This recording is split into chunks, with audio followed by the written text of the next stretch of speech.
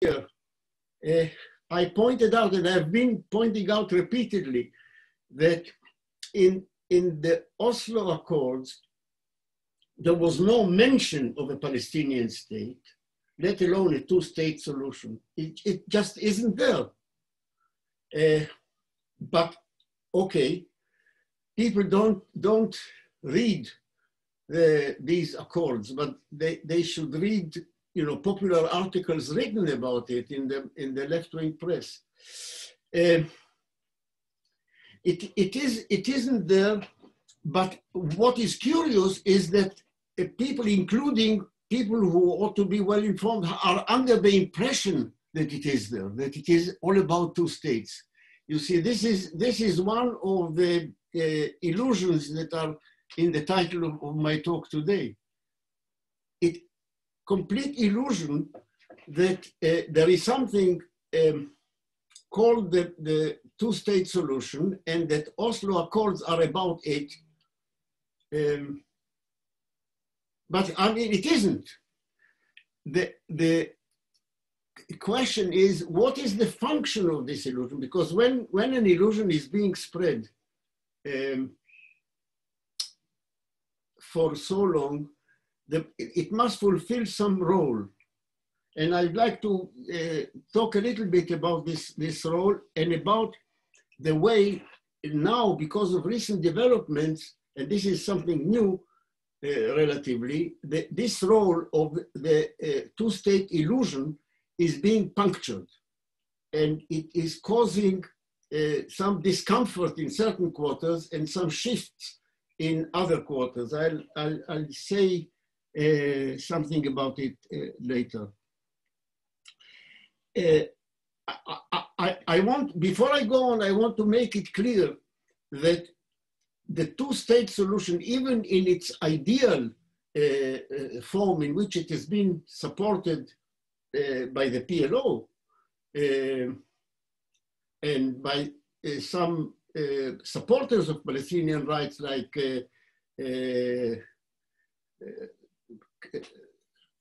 Finkelstein, Norman Finkelstein and Noam Chomsky, it is not a solution at all. I mean, this is it is not two states. It is really a state and a quarter. If you look at the territorial division, the division of resources, natural resources, and so on, it is a state of Israel, a powerful state of Israel with a sort of micro state of, in quotes. And this is at its best. So, I mean, to talk about it as a solution, even if anybody in the know really believed in it, is a misnomer. But even that was not on the cards. I mean, look, nobody except, professionals and people sort of devoted, to this subject, read a document like the Oslo Accords. So you know that it isn't there. But okay. Also, nobody maybe reads articles that were written in 1976. Now, I mentioned 1976 because in 1976, a comrade of mine, Emmanuel Farjour, and I published a set of theses in which we explain why Israel is not going to allow a formation of a Palestinian state. And this is a well-entrenched policy, not only of the so-called Israeli right, as presently dominating Israeli politics and led by Netanyahu, but of the old then dominant Labour Party. I mean, we quote in this article of 1976, we quote Dayan's speech from 1975. in which he explains in detail why Israel cannot, on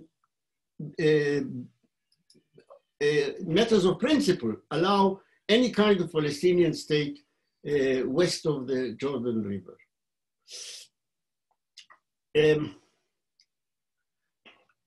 Okay, so I mean, this was a long time ago.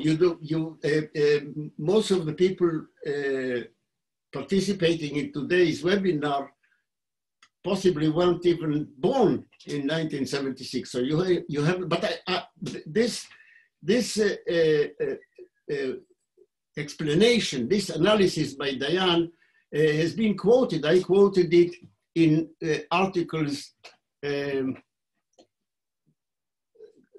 published quite recently, or relatively recently, in Weekly Worker.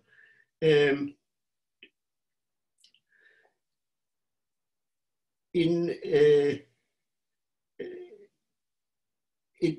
those articles, I quote Dayan from, requote Dayan from 1976. Rabin, who signed the Oslo Accords, speaking in the Knesset just a short time before he was assassinated. It was his last speech in the Knesset, where he makes it clear that what Israel is after is not, what Israel is going to allow is not a Palestinian state, but something less than a state. And in between, and more recently,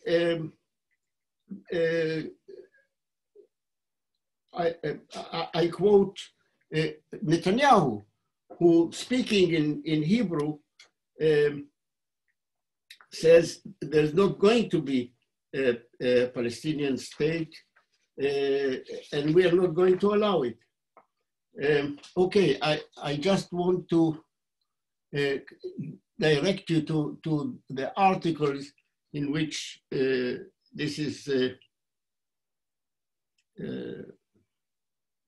in which these quotes occur. I don't want to repeat to waste too much time, but re-quoting things that have been, you can find quoted exactly in print. There's an article called Zionism, Quest for Legitimacy, which you can find in the Weekly Worker of 18 September 2014. And there you find all these documentary quotes showing that Israeli leaders from Dayan through Rabin, through Netanyahu, repeatedly say, when talking to their own public, there's not going to be a Palestinian state. So, what is the function of this illusion? The function of this illusion is to allow Israel to get on with it without arousing a huge reaction in world public opinion. There's something called a two-state solution, and it's being discussed. There is something, or used to be something called the peace process, in which Israel was supposed to be negotiating with the Palestinians how the modalities of this so-called solution. Now, of course, all this was just a confidence trick. The peace process was something that was a process without any product. I mean, it was just something that was being dragged on and on, with Israel demanding various conditions from the Palestinians. If the Palestinians did not accept the new condition that Israel was demanding, then they would be blamed for making difficulties, for preventing the solution. If they did accept it, then Israel found a way of raising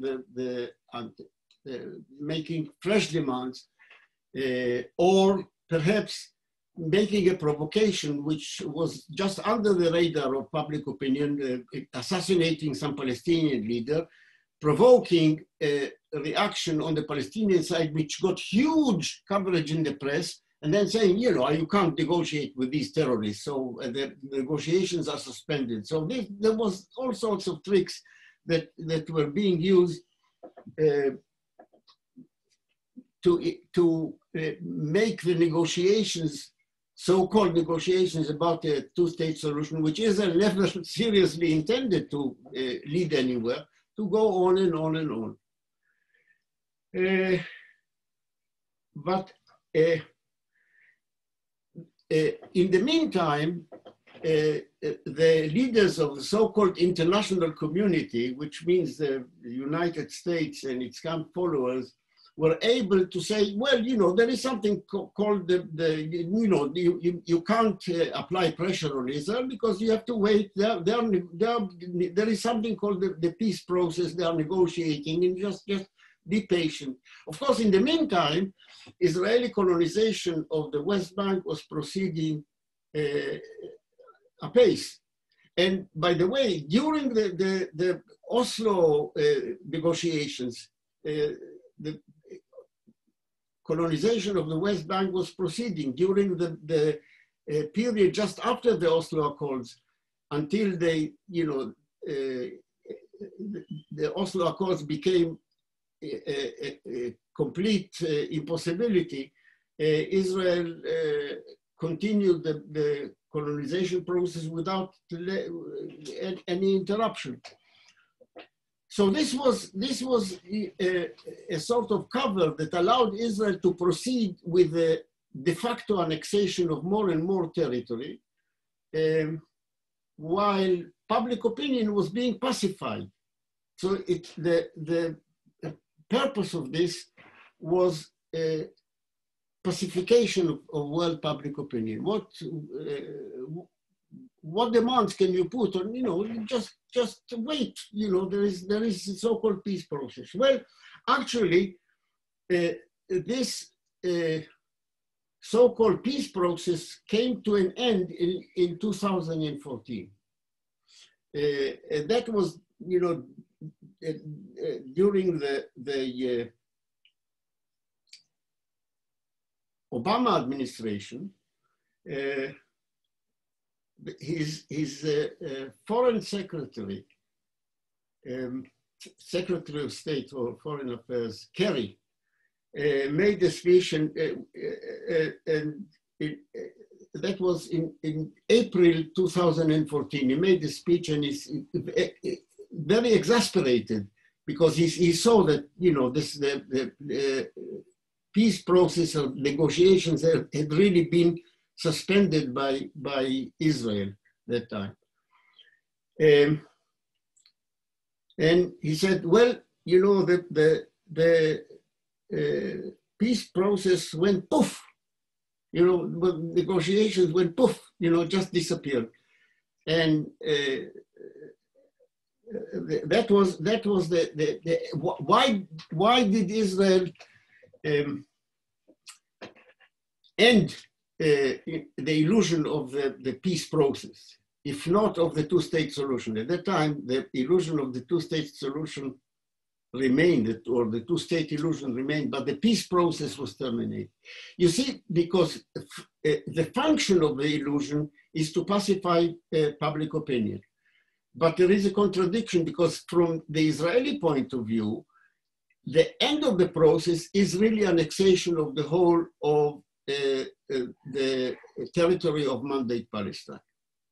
That is to say, the whole of the West Bank, and the Gaza Strip, from Israel's point of view, would be vacated of its population. But the Gaza Strip is a small enclave, and the main part that Israel would like to annex is the West Bank. Now, at some point, Israel is going, I mean, the end of, from the Israeli point of view, the end of the process is annexation.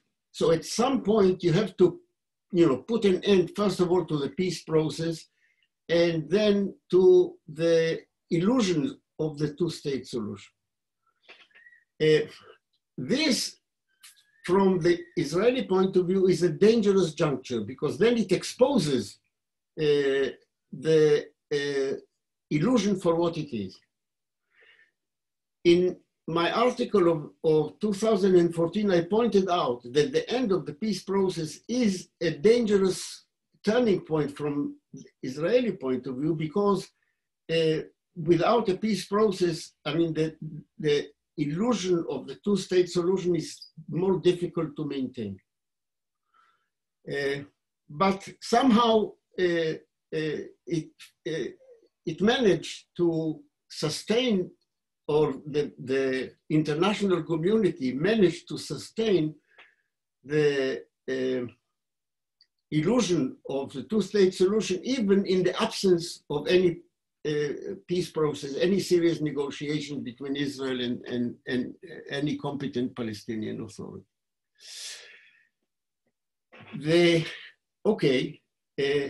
The next turning point has come recently with the so-called plan of the century, the solution of the century promulgated by Trump, which was aired a few months ago and was gleefully accepted by Israel.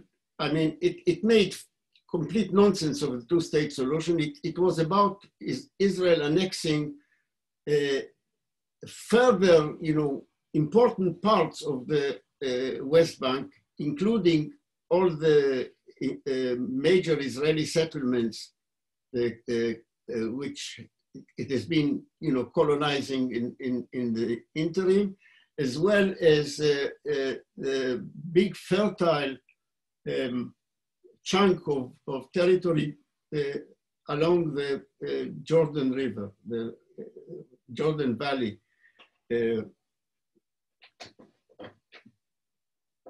And Netanyahu took this as a signal that, yeah, he can go ahead. He's got the American backing, Trump's backing for these annexations, and he set a date of the 1st of July for beginning of this major annexation process to begin, at least.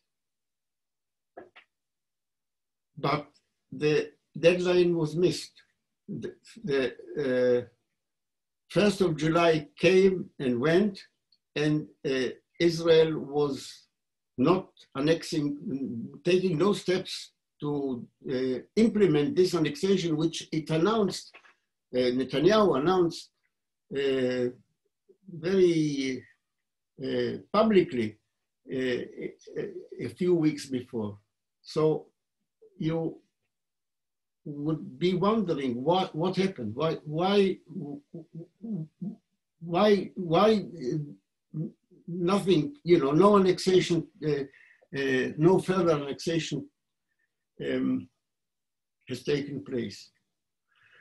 Well, you can only speculate. There was probably several reasons, but what is clear, and what Netanyahu and others, both him and people who are not his supporters, indicated, is that he didn't get the green light from the United States. Trump, in his deal of the century, gave Israel carte blanche to annex these territories, but as part of a more general plan.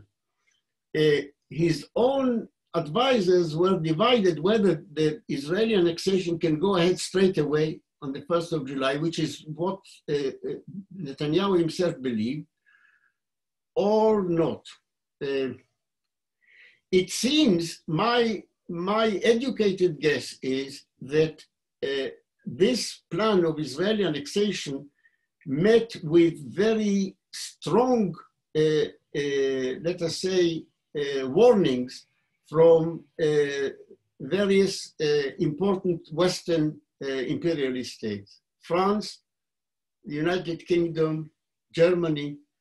They said, for heaven's sake, don't allow Israel to take this step on the 1st of July.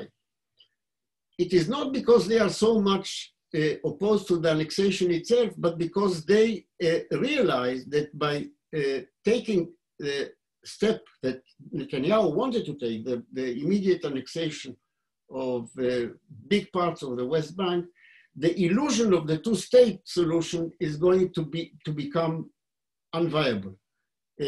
And they will be faced with shifts in public opinion that they would not be able to cope with. I mean, if Israel is going on in annexing all these territories, then how can you even envisage a two-state so-called solution? So the illusion would completely become exposed. And I think, these pressures from important, let us say, subordinate allies of the United States, as I mentioned, mainly France, Britain, and Germany, importantly, had an effect. I think they were channeled through Trump's son-in-law. According to various indications in the press, the main advisors of Trump on this issue of Palestine are his ambassador to Israel, Friedman, and his son-in-law, Kushner. Friedman is much more extreme annexationist, and he was actually telling Netanyahu, yeah, you can go ahead and annex. Kushner has other contacts, including important contacts in the Gulf,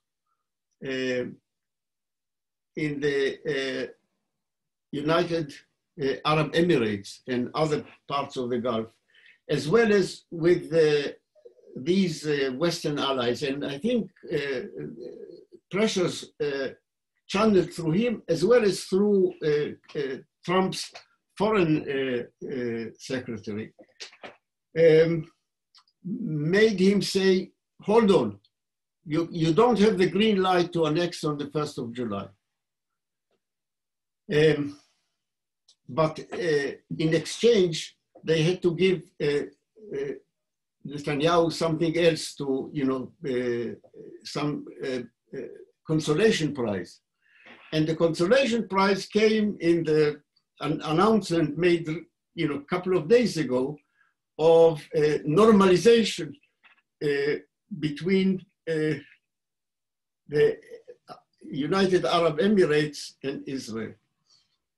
Funnily enough, it was announced as a peace deal.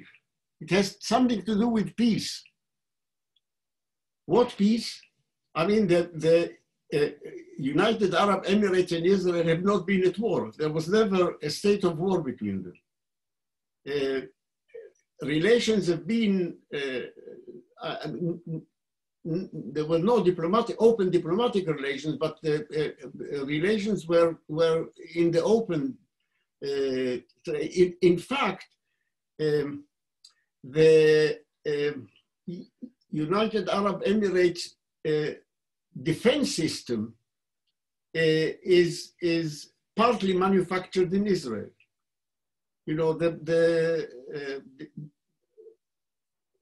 The total defense system, I mean the technology of defending the UAE against attack is not only using in part Israeli technology, but part of it is actually manufactured by an American company in Israel. Relations have been quite open, including visits. So, I mean, but this is a kind of thing that one had headlines. It served Trump's electoral needs quite well, as serving Netanyahu's. In both are, for various reasons, in need of a boost in public opinion. So it dominated the news, and it also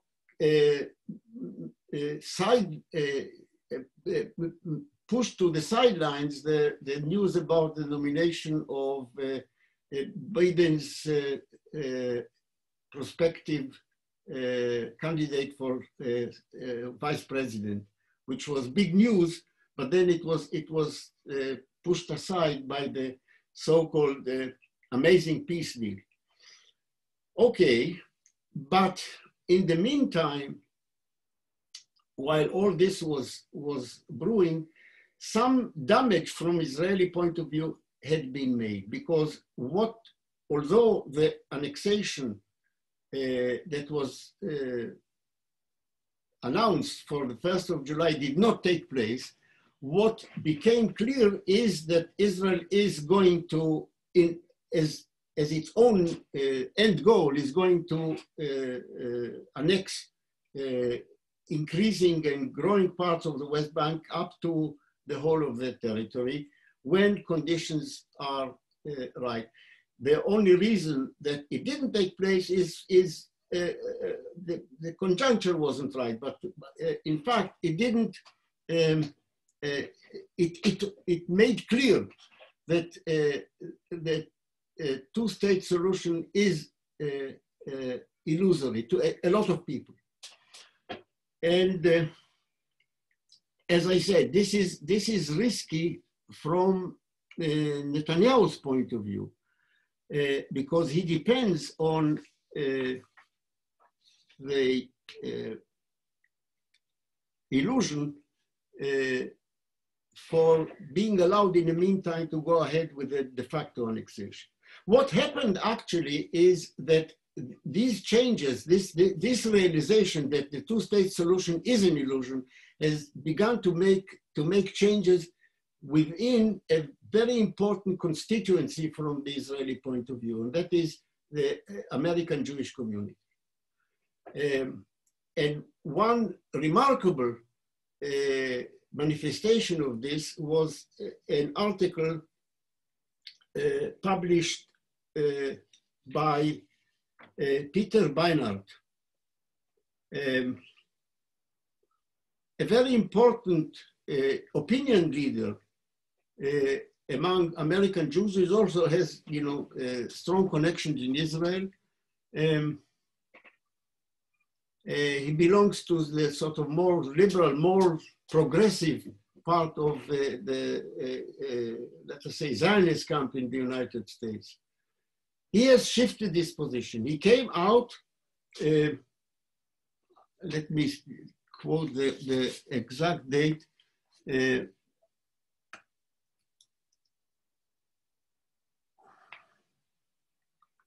when was it? Yavne article. Anyway, the article is called Yavne, and it came out not very long ago, a couple of, I think, last month or the month before.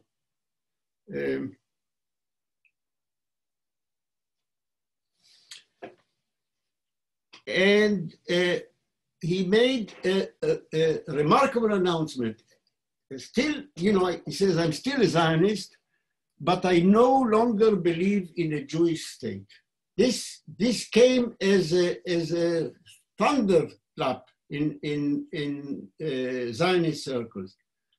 Peter Beinart, one of the most important and respected spokespeople of the American Jewish, let us say, progressive wing, comes out against the idea of a two-state solution. He said two-state is dead, it's not going to happen. So we have to talk about one state. That is the logical jump that people make. If it's not two-state, then it must be one state. And And what kind of one state should it be? It shouldn't be a Jewish state. It should be a state where two nations coexist. And this brings me to the topic of last year's talk, the second impossibility. I explained, you know, that the one-state solution, the two-state solution was never even an option. It was a complete illusion. The one-state solution has gained popularity since the impossibility of the two-state solution has become apparent. Now, I think, you know, this one-state idea is really not one idea, but several. And I should make some distinctions. First of all, let's consider the one-state solution or the various variants of it in the abstract, whether how to implement it or whether it can be implemented. Let's leave aside for the time being. There are several versions. The differences between them is how it deals with the national problems associated with Israel-Palestine. How does it deal with the fact that there are two nationalities involved? There is the old PLO version, which dates from circa 1970, which I discussed several times in talks and in articles, and that ignores the existence of any nationality in Palestine except for the Palestinian Arab nationality. The majority of the Israeli Jews are categorized as Arab Jews in the sense that they belong in a national sense to the Arab nation and are Jews by religion. In other words, the Israeli Jews are conceptualized as a religious denomination. And hence the slogan, secular democratic Palestine, or secular democratic unitary Palestine. Secular means that there will be no religious discrimination. People of different religions will be allowed to exercise, to follow their religion without hindrance, but there is no recognition of the fact that an Israeli settler nation has come into existence. There is a version of the one-state solution which takes its clue or its cue from the South African post-apartheid so-called rainbow nation. There's going to be one nation, and it's going to be an Israeli-Palestinian nation. Again, this skirts around and ignores the fact that on the ground there are two very distinct national groups. There is the version which I think Peter Beinart is trying to sell, and that is he recognizes there are two, explicitly says about two national groups. One is the Palestinian Arab nationality, which is there's no ambiguity about it. But what is the other nationality? You see, the Zionist ideology has managed to blur the distinction between Israeli Jews as a real new settler nation and the illusory ideological construct of a worldwide Jewish nation. So which nation is the other national ingredient in the one state that Beinart is trying to promote? I think as a Zionist, he thinks that there's a Palestinian nation and there is the Jewish nation, which encompasses all Jews around the world. Now, and this is a fiction, and it ignores the reality that on the one hand there is an Israeli Jewish nation which used to be called the Hebrew people, and on the other hand there is a world Jewry which is basically a religious denomination. But let us leave this aside. Let's take, I mean, of course, ignoring the national realities, a version of the one-state solution which ignores the national realities of Israel-Palestine is not even attractive in the abstract, because I mean, you cannot skirt around the fact that there are in that territory not one, but two distinct national groups with their own language, their own culture, and so on. Okay, but now let us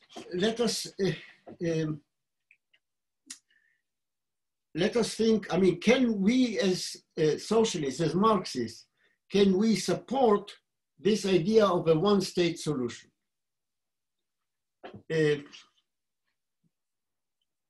First of all, let me point out that just like the two-state so-called solution, the one-state solution is a bourgeois formula.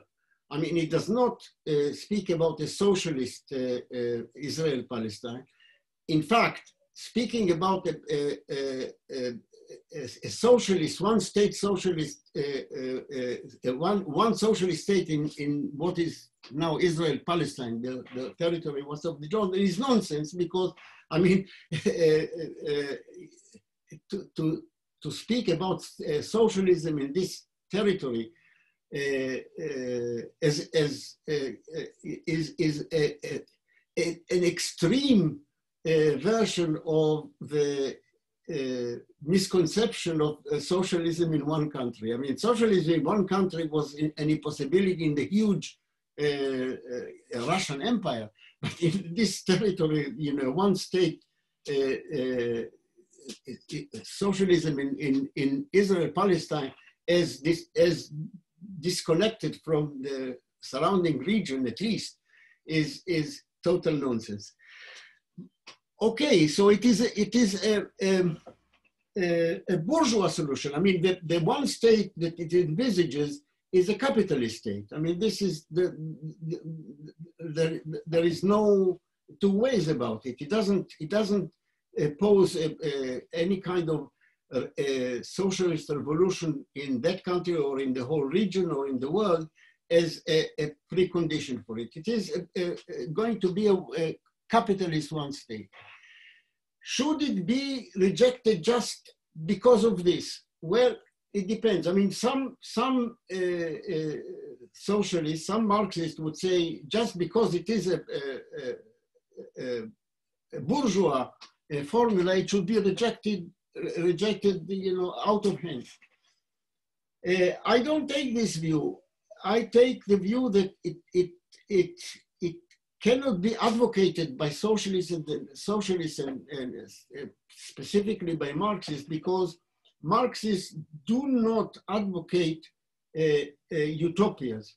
By utopia, I mean not something that is far off or difficult to envisage, but something that has no social force capable of implementing it. What the one-state solution does, and even in its most attractive version, it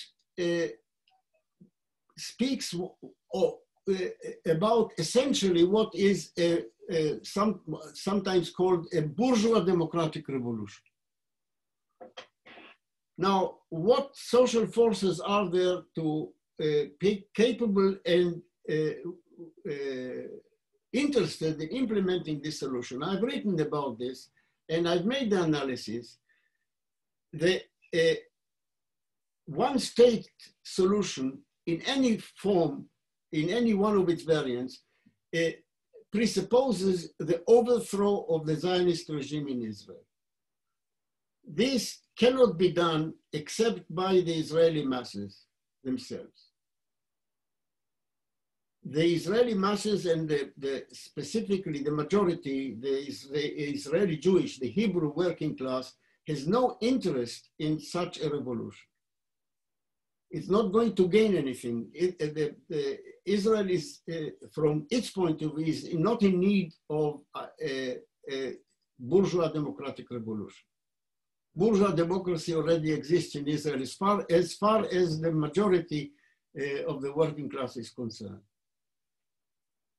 You can say that the historic interests of the Israeli working class, like the working classes in all countries, including the imperialist countries, is in a socialist transformation, because it's going to gain as a class. But it is not going to gain anything from a bourgeois democratic revolution, which will turn it from an exploited class in a dominant nation to an exploited class in a non-dominant nation. It's not an attractive prospect. It is possible to visualize, envisage a deal in following a socialist transformation of the region, in which the Israeli working class will be called upon to participate as part of a new ruling class. So that is, will transform it from an exploited class in a dominant nation to part of a ruling class in a non-dominant nation. That is a possible deal, and it may have its attraction. There are certain indications that it could be potentially attractive. So I think that the one-state solution is not something that we as Marxists can advocate as a solution. But there is more to be said about this. And in fact, I mean, the group that I've been associated with, Matzpen, made this point as long ago as 1966, or just before the document published just before the June War of '67, in which we called for a socialist regional solution, and do not call for either two states or one state in the restricted Palestine box. On the other hand, you cannot ignore one thing. There is something very attractive about the one-state solution. And the attractive part of it is that it throws a very sharp challenge to the status quo. When the Israeli propaganda machine is faced, not so much in Israel, but worldwide, with the idea of a one state with equal rights to everybody on the individual basis and equal national rights for both national groups in the area now under Israeli rule.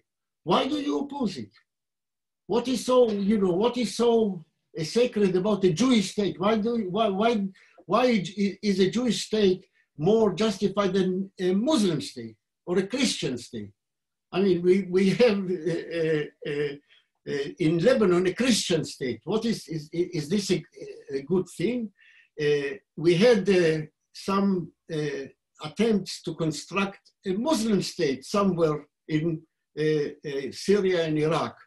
Was that an attractive thing? Why do you need a one state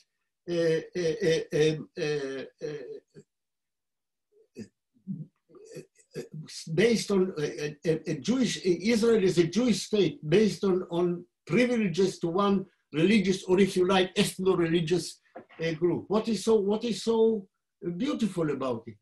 And in fact, I mean, the Beinart article shows, I mean, he is not alone in his shift of opinion. Actually, the shift in this direction has started some time ago, mainly since Trump came to the presidency in 2016. It has been, I've pointed out that especially in the most important constituency from Israel's point of view, American Jewry, there is a shift in this direction.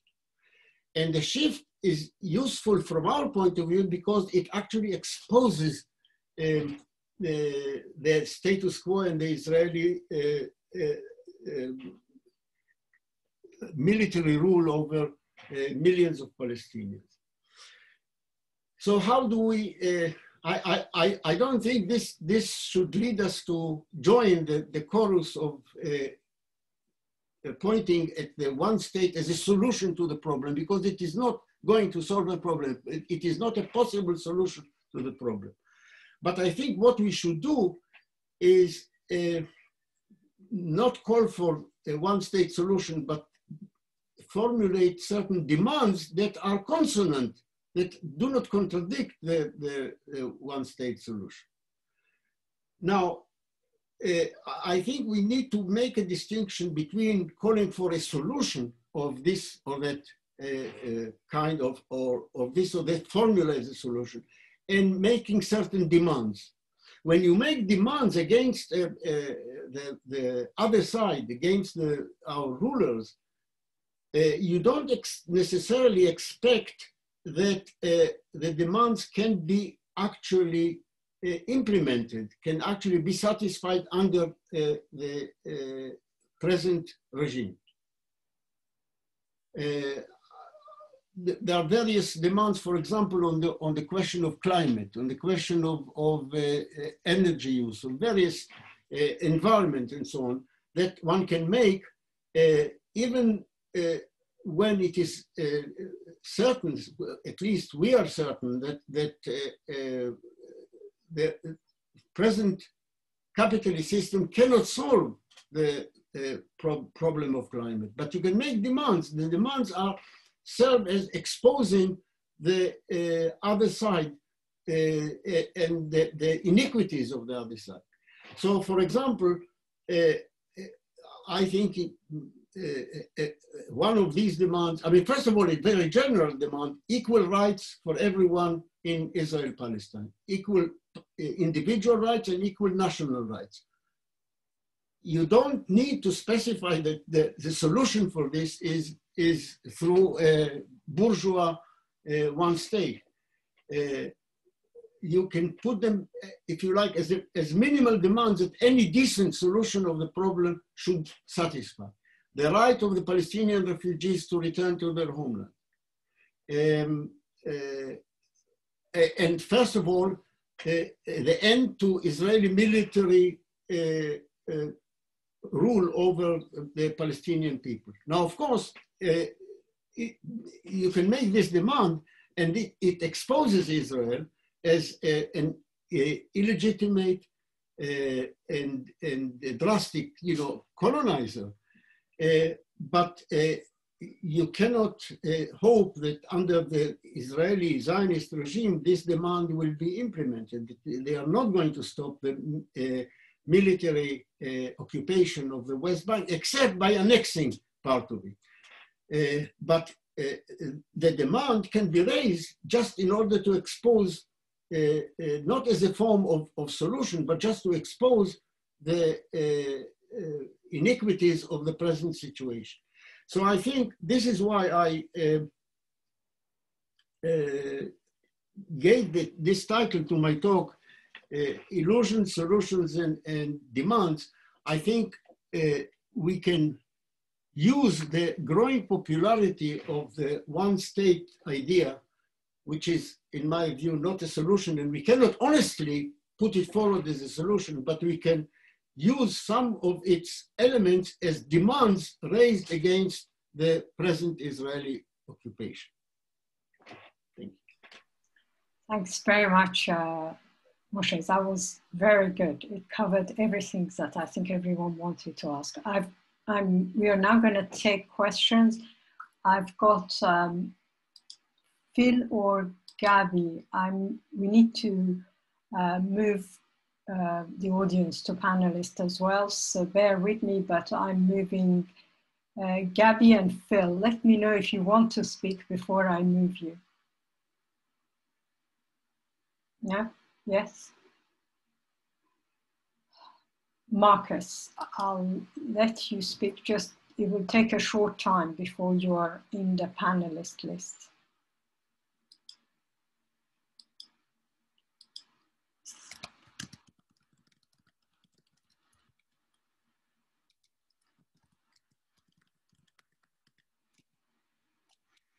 She's here, but she's muted. She has to unmute herself. You are not mute, you have to unmute yourself. She's talking to Marcus, right? Not me. I don't know. Can you speak up, please? I'll ask her.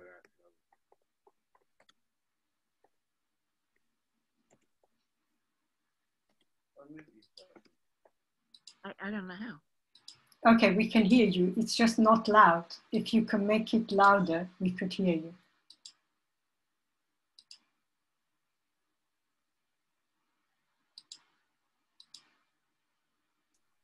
Now she's muted herself.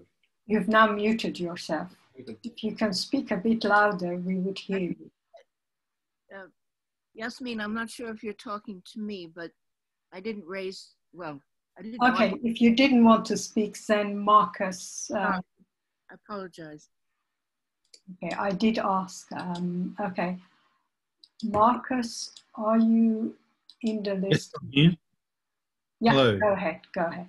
Hi, Moshé. Thanks for your talk. Very interesting. I really wanted to hear your response to an idea. I think my view on this has developed, I think, to realizing that a two-state solution is completely unfeasible, and that's been deliberately done so by the Israeli state, by the Zionists. They don't want two states, and it's now unfeasible. And I agree that they're now at a very difficult position, because as they make the switch from mouthing the idea of a viable two-state to saying, well, that's not viable, we'll just take the whole lot, they are very vulnerable to left-wing Zionists, as we're beginning to see. But what I'm concerned about your position, I mean, you are calling for one state, okay? But you're saying that this can only be achieved under socialism in conjunction with the surrounding area. For me, and you explore this idea, why would the Israeli working class fight to become an oppressed class in one bourgeois United State when they're already an oppressed class in a dominant state? But I think this misses the idea of how does the working class gain a consciousness of itself as a ruling class, i.e. to achieve power. And I think that's missing in what you're talking about. And I think the way that ordinary people get an idea that well, maybe I could run society with my fellow workers, is by campaigning and championing democratic demands. And that democratic demand is for a single state with equal rights for Israeli Jews and for Arabs, for the Palestinian people. And you can get, okay, you say that's a bourgeois state, but most people haven't got that concept in their head. They are fighting for democratic rights. And by fighting for those rights, realizing that the main barrier to achieving that is the Israeli state, is the Zionists. By in that fight, they then become the ruling class, and hopefully then join with the Arabs and Palestinians to overthrow that state. But I think your formula seems to be a solution to this is only possible in socialism in the far future, unless you're campaigning for a socialist United state, single state, then you're just talking hot air. And I think that is not where people are at. People aren't socialists, people aren't communists, but they want a democratic solution. Well, progressive-minded people want a democratic solution to this interregnum. So I'm not sure why you need to make that and stamped, it has to be socialist on it. And I'd be interested to hear from CPGB comrades because historically the CPGB has called for a two-state solution. I'm not sure what people's thinking is on that now. Mine's certainly moved now to thinking that that's an impossible slogan. Thank you. Okay, Bob D. Can we have Bob D? Yes, can you hear me? I presume you can. Yeah, sorry, I didn't realize it was you, Bob. Go ahead. That's okay. Moshé, thank you very much. Just a very quick question. Your introduction and your opening was interesting as usual. You touched on the Trump brokered deal this week between the UAE and Israel, and we've heard a lot in the press about it. But how significant is this particular deal? I mean, it seems to me that that the USA over the last 20, 30 years has garnered support from Israel, Saudi Arabia, Egypt, and Turkey for it to pursue its influence in the area. And certainly, I think the relationship between the USA and those particular countries has been compromised, particularly over the last few years. I mean, last year, I think, we're starting to supply Turkey with arms, and Trump was threatening to impose sanctions on Turkey. So I don't think, the USA has that stability in that region as it used to have.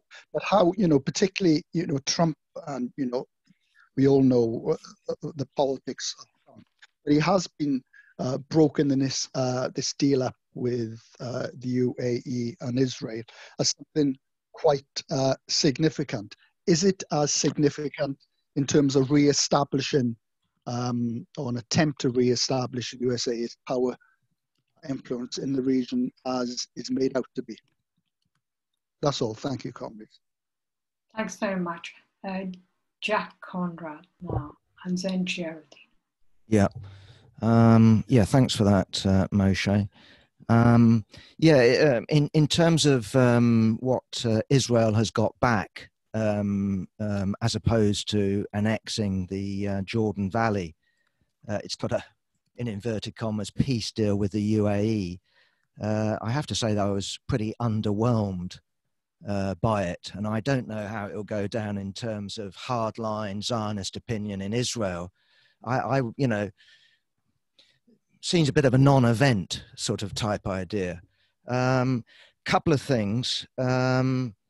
Would be interested in terms of your comment on not just what's going on with Zionist opinion in the United States, or you talked about actually young Jews, but I would also be interested in terms of your take on what I would call liberal Zionists in Britain, in terms of the Netanyahu government, i.e. people like Jonathan Freeland, Simon Sharma, Luciana Berger.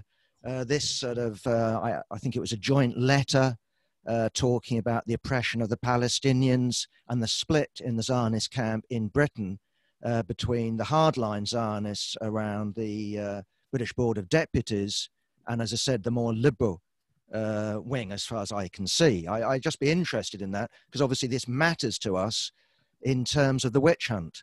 If your enemy is divided, that gives us an opportunity not to side with the liberals, but at least to exploit that split.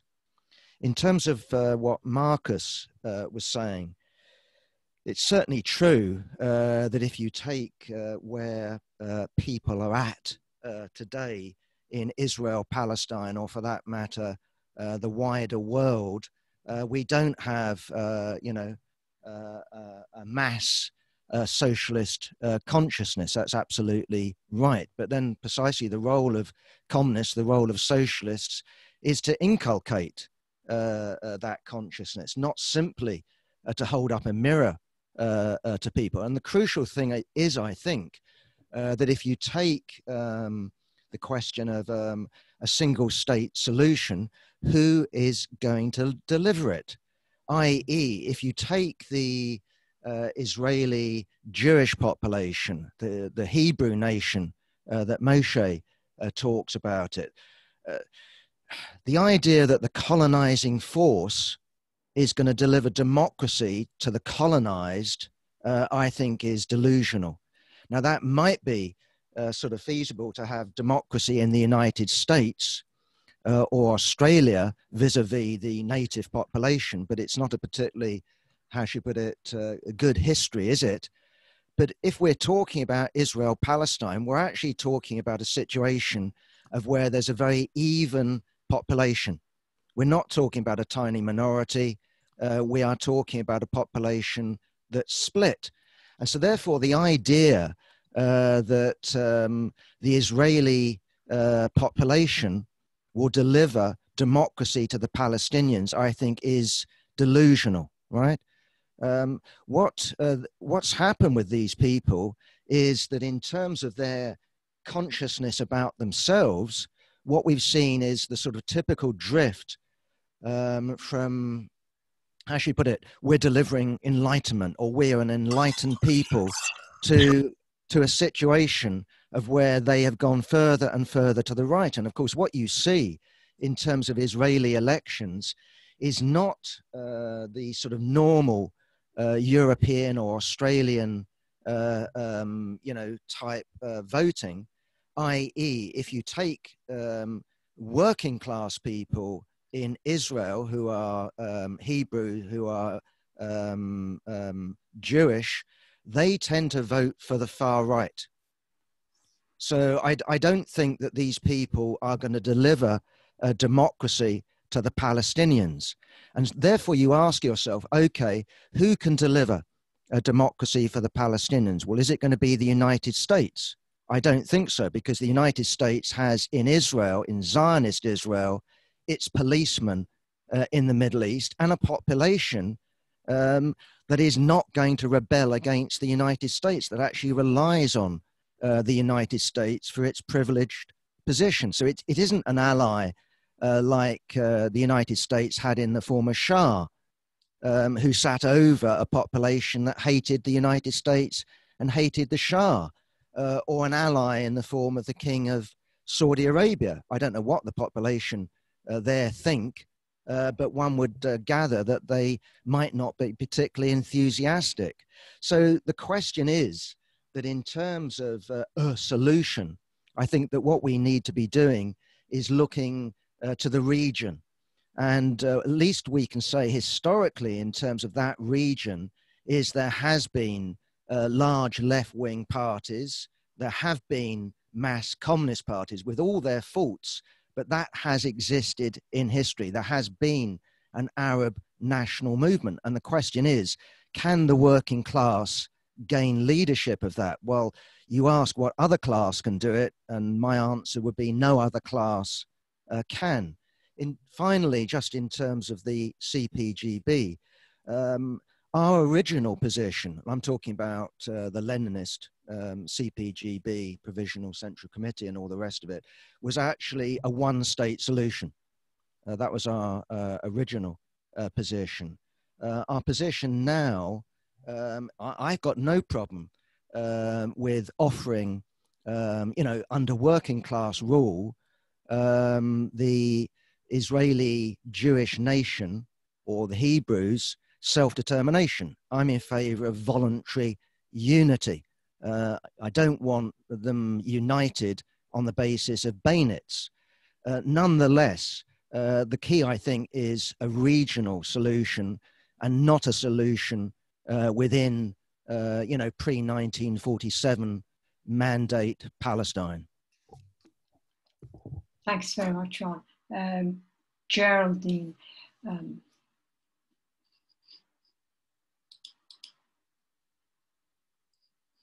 you need to unmute yourself, Geraldine. Oh, okay. I have. You're here. Okay, go ahead. There. Moshé, thank you so much. That was a brilliant talk, thank you. And I learned a lot. And I'm very interested in learning more. I wholly agree with your position on the minimal demands. And the reasons for that is just because I've met young Israelis who are self-imposed exile. And they just want to get on with the Palestinians, the ones I've met as students. What I would like to know, is there anywhere we can find more written about minimal demands that you're talking about? Have you? I'm sorry if I missed it. Have you written an article? And secondly, are such demands, or are demands being discussed by people who live in Palestine and Israel? Are they being discussed on the streets? Are they being discussed in unions or with students, young people who get together?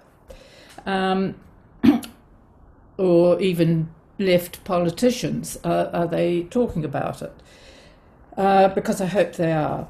And just one comment. So those are the main questions I want to know. What kind of discussions going on actually in Israel and in Britain, for that matter, and America? I like to go back to the beginning of things, and I've seen some interesting things. Just three things. One, more recently, a student I had who was an Israeli told me he was in self-imposed exile because he was making an oud, an Arab oud. He was an musical instrument maker. And I said, oh, you're making a very interesting instrument. He said, it's an Arab oud. And what he used to do when he lived in Israel, he used to meet in an Arab instrument maker's shop, and he and his Arab friends would make music. And then he said we were supposed to then go out in the street and kill ourselves or kill one another. So that was an awakening for me. Well, it wasn't really, but it just drove it home. Another thing I saw was a film called Friends, and it was before Israel was formed, and it was set in America. And the two friends were two schoolboys. One was a Zionist from a Zionist family, the other from an Orthodox family. And the Orthodox family said, no, it's not the right time. And the Zionists said, yes, it was. That was a very revealing film. And I finally come across a book my parents had. I don't know if you know it. It's called Palestine on the Eve, written by a military journalist at the time named Ladislas Farrago.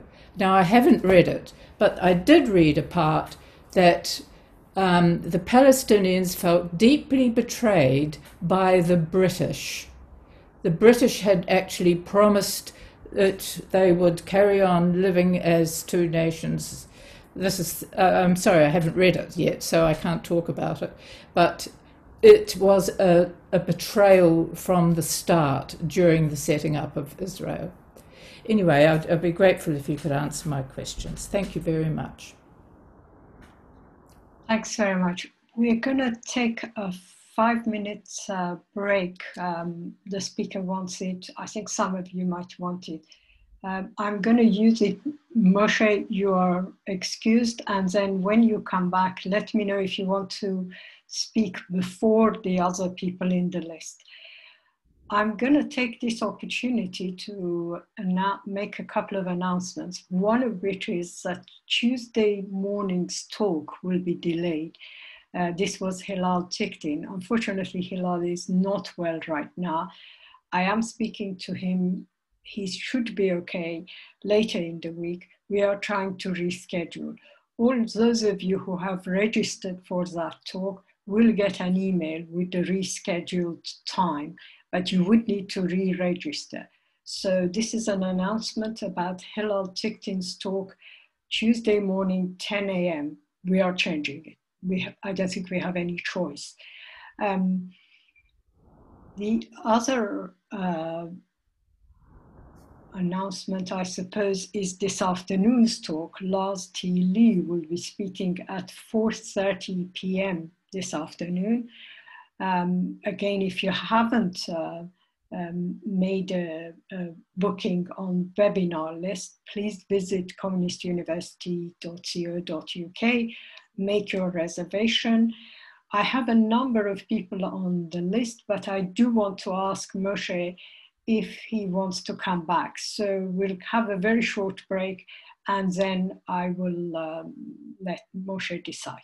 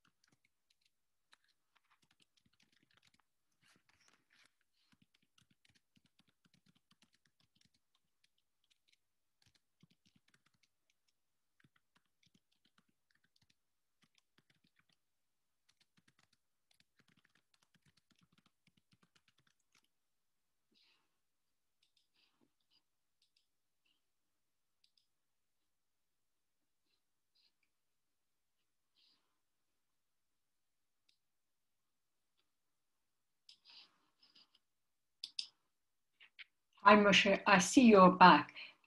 Did you want to come back now, or shall I call the other people who are in the list? So I've got Mike McNair, Jim Cook, myself, Dan Lazar in the list. I would like to come in now. And, sure, go ahead. I thought so. Sure. Yeah, because I mean, there's quite a lot to deal with. As for Marcus's contribution, what we have been calling for my comrades and I consistently since the 1960s is not one state or a two state, but if you like, to some extent, in one sense, one state, and in another sense, two states. One state in the sense of a socialist Arab East, one federal or united socialist Arab East. Within it, various local constituents. I mean, the Arab nation has constituent parts, the Iraqi, Syrian, etc., etc.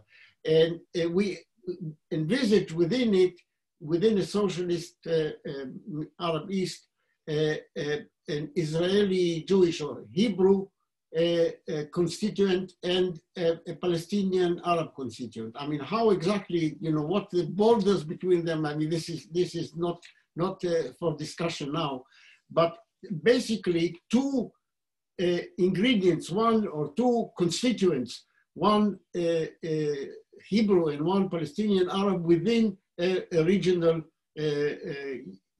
united state. So it's one state in that sense and two within it. And of course, this can only be achieved on a voluntary basis. It's not going to achieve, and it cannot actually be achieved by coercion.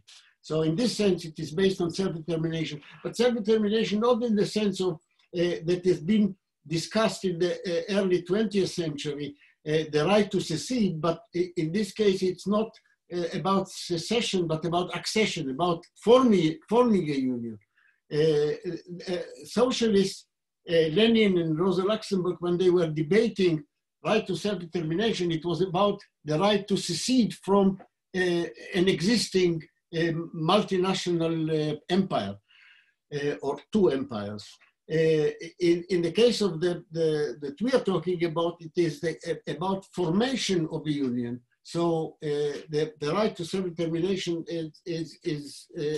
appears in a different guise. So is the unification going to be voluntary or imposed? And I don't think it can be imposed. It's not a starter. As for the idea that the working class can be won for socialist revolution through democratic demands, it may be possible in some places, but I don't think that this is true as a general formula. I mean, if you look, for example, at the United States, will the American working class be won over for socialism on the basis of democratic demands? I find this very difficult to believe. I think in the United States case, it is more likely that workers can be won to a socialist outlook on the basis of more class economic demand, not changes in American Constitution. Although American Constitution is in need, as I think another speaker in this webinar later on will tell you, American Constitution has a lot leaves a lot to be desired from a working class point of view. But I don't think this is a mobilizing slogan. In the case of South Africa, the working class there was mobilized on the basis of the democratic demand, which was an end to apartheid. But that was a different situation. I think in the case of Israel, it's more like the American case. I don't think the Israeli Hebrew working class can be won over on the basis of democratic demands. I mean, this is not something that shows any sign of being popular or to answer existing feeling. On the other hand, the Israeli Hebrew working class is quite militant on a class economic basis. And when it comes to, you see, this is an interesting point. When it comes to fighting on economic class demands, Israeli Jewish Hebrew workers and Palestinian Arab workers often fight together and display some kind of elementary solidarity. So this is interesting. Even more so, the events of 2011 of the Arab Spring displayed something very interesting. The Israeli public, especially the working class, was very responsive, very, very interested in the demands and struggle of the neighboring Arab working classes. There was a lot of solidarity with the Egyptian working class in 2011. There wasn't so much solidarity with Palestinian workers in the occupied territories. But when it came to the Egyptian working class, it was something very remarkable. It was very popular in Israel. So I think, this indicates some kind of opening that may surprise some people. There was a question about the Trump deal. It was mentioned, it was Bob, I think, mentioned Israel and Turkey. Finally, just as a side remark, Israel is playing a sort of interesting game between Turkey and Greece. You may not be aware of it, but the Greek cabinet minister has been on a visit to Israel in the last few days. And there's a question, because Israel has complicated relations with Turkey, not entirely friendly. Turkey is striking a direction of maybe claiming a lead of Muslim countries and in competition with some of Israel's allies. So Greece comes in, the so-called left-wing government in Greece is on very friendly relations with Israel. Yes, I think maybe Yasmin is going to talk about this in her talk later on in this seminar, which I hope to attend.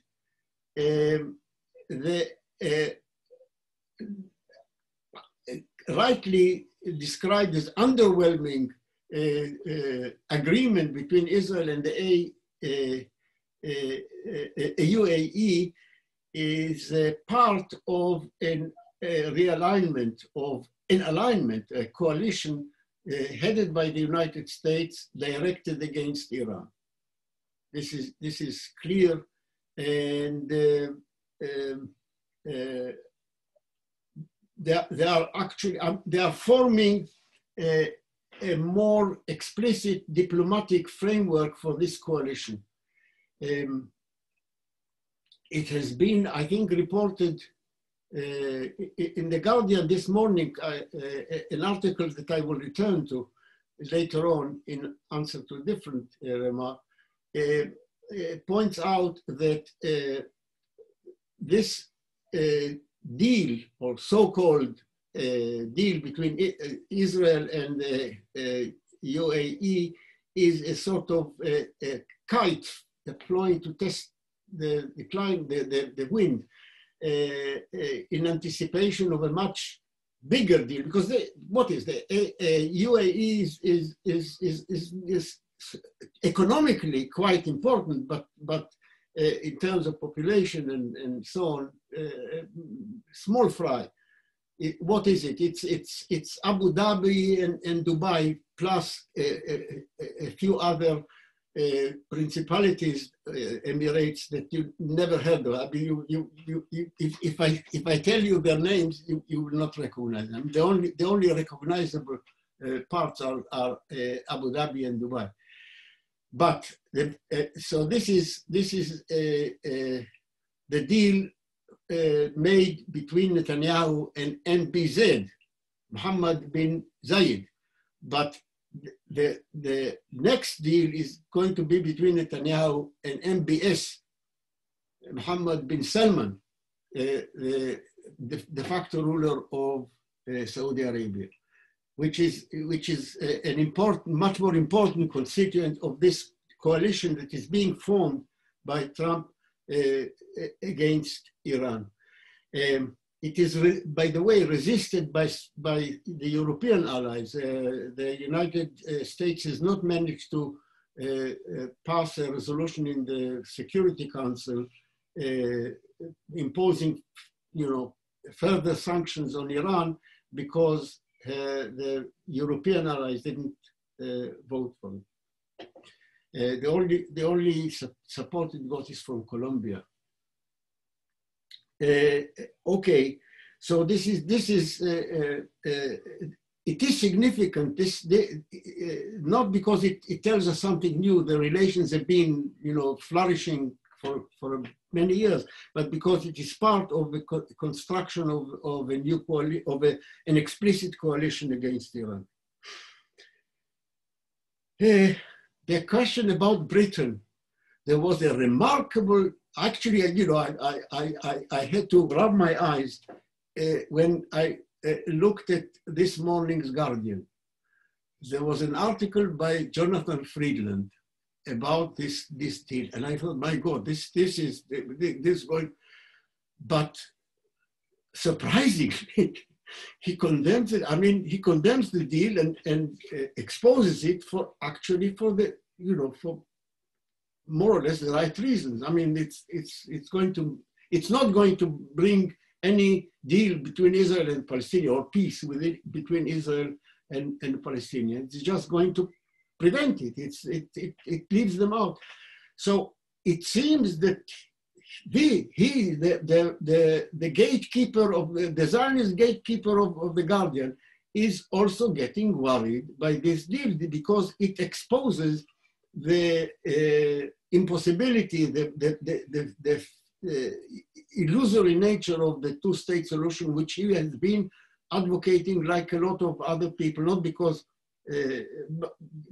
he really thought it was feasible. I don't think he did, but because it's a good cover for what Israel is doing. Now the cover is removed. Israel is yeah. I mean, it promised not to annex, but yeah. But this is. Trump says, I don't know if you watched Trump on television. He was being asked when presenting this marvelous deal between Israel and the UAE. Netanyahu says that annexation is not off the table. It's just being delayed. What about you? Do you think it's off the table? Then he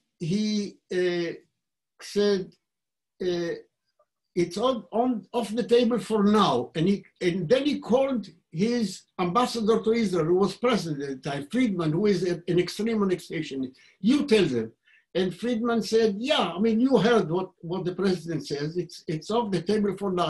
And Trump says, I can't tell the future. The future is, is in the future. I mean, but for now it's off the table. So everybody can realize that in principle, it is not off the table. It's just being delayed. But to return to John's intervention, yes, I mean, I think Friedland's article in today's Guardian indicates some kind of, or is another symptom of a process that is taking place among within the Jewish community, within the Zionist section of the Jewish community here. Although, I mean, it's much less advanced and much less important in global terms than what happens in the United States. Whether it's going to make any change to the witch hunt, I doubt it. I doubt. Maybe it's going to make it even more let's say, urgent for the witch hunters to, do their worst, because the worse it's getting from the point of view of Israeli propaganda, the more urgent it is to indulge in the witch hunt. What about these minimum demands? Are they, Geraldine, by the way, happy to see you again, but are there discussions in Israel? I'm afraid the only ideas that are being discussed in Israel, in the opposition to the government, which is dwindling, is between people who still cling for their own reasons, either because they are naive or because of not so creditable reasons, to the two-state solution, and the ones who advocate the one-state solution. This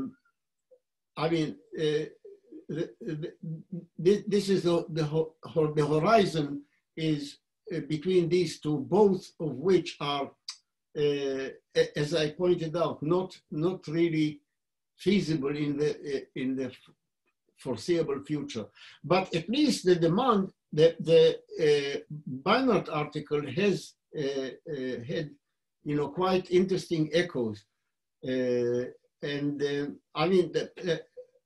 What is taking place, I think, and this is the best part of the story, is that there is still a whole section of Israeli society that is fighting for elementary rights, not in terms of any solution, one state or two state, but simply fighting for on specific issues of Palestinian rights, against specific cases of land theft and similar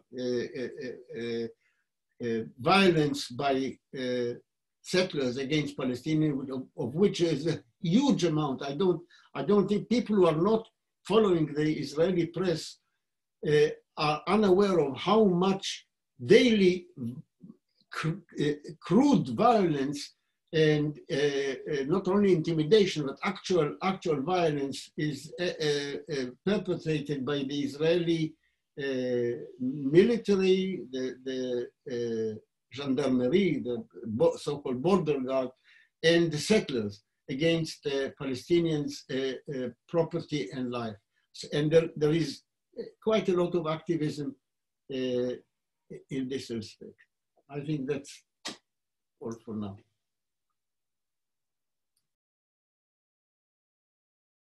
Thanks very much, Moshé. Mike McNair.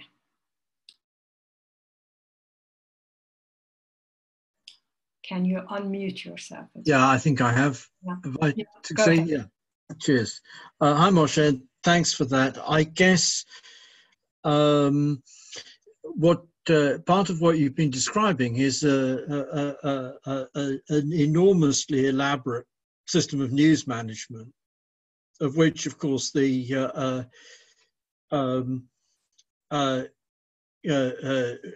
anti-Semitism witch hunt is just the sort of the latest local end of this system of news management. The question which lies behind it is, in essence, it seems to me, geopolitics.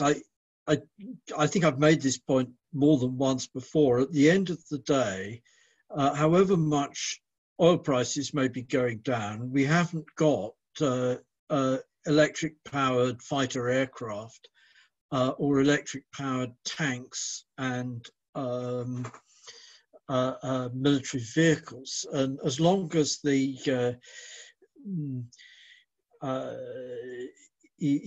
military technique, the body of, as long as IEDs and human-fired missiles don't outweigh the military technique of aircraft and so on, the consequence is that the United States, in order to hold other great powers in subordination, and in particular in order to hold Germany and France in subordination, needs a hand on the neck of Middle East oil production, needs that geopolitical control. And that United States geopolitical control against the United States' global rivals drives support for this settler colony. That it's not, in that sense, the fact that the liberal Zionists are becoming disillusioned doesn't alter the fact that the United States is the underlying geopolitical interest of the United States is still to maintain this settler colony.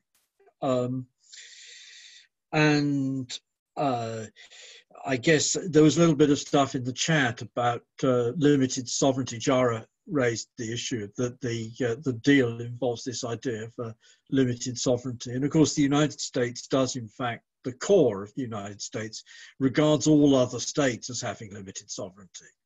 It only objected to the Brezhnev doctrine in 1968, insofar as it was the Brezhnev doctrine, but the whole idea of human rights, responsibility to protect, the end of sovereignty is about the United States taking a limited sovereignty approach to all other states. That, of course, includes Israel. It doesn't say that the United States, that Israel has sovereignty, and exactly the fact that the United States just says, sorry, no, you can't annex right now, tells you something about the point you've made before, Moshé, about Israeli tail wags American dog. This is bollocks. But the geopolitics, it seems to me, the reason why the geopolitics is significant is because, partly for the first reason, because the point of the Israeli state is to hold the surrounding Arab powers in US subordination.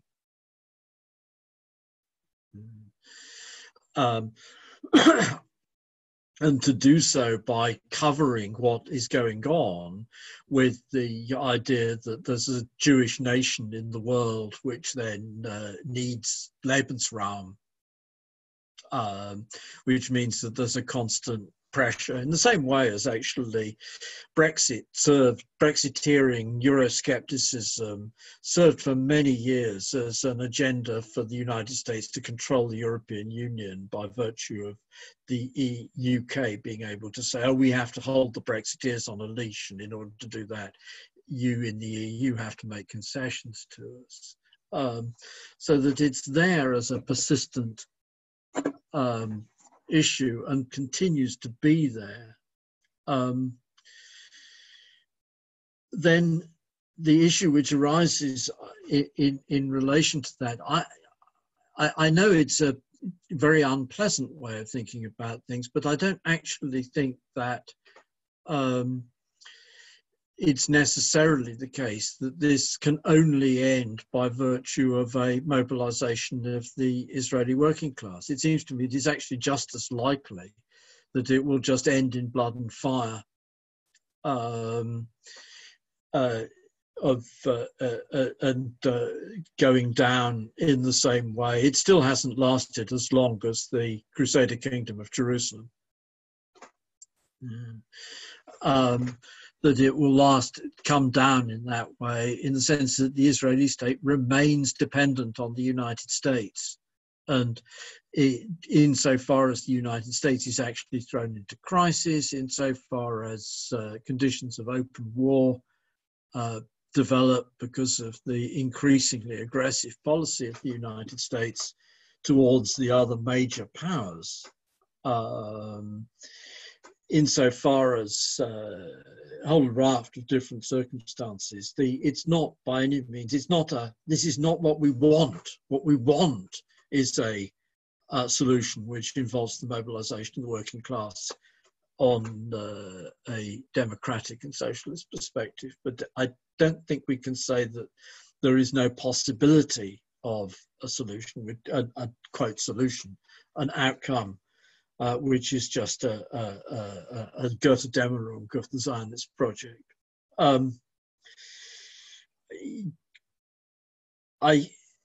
In relation to the stuff to and fro, I actually agree with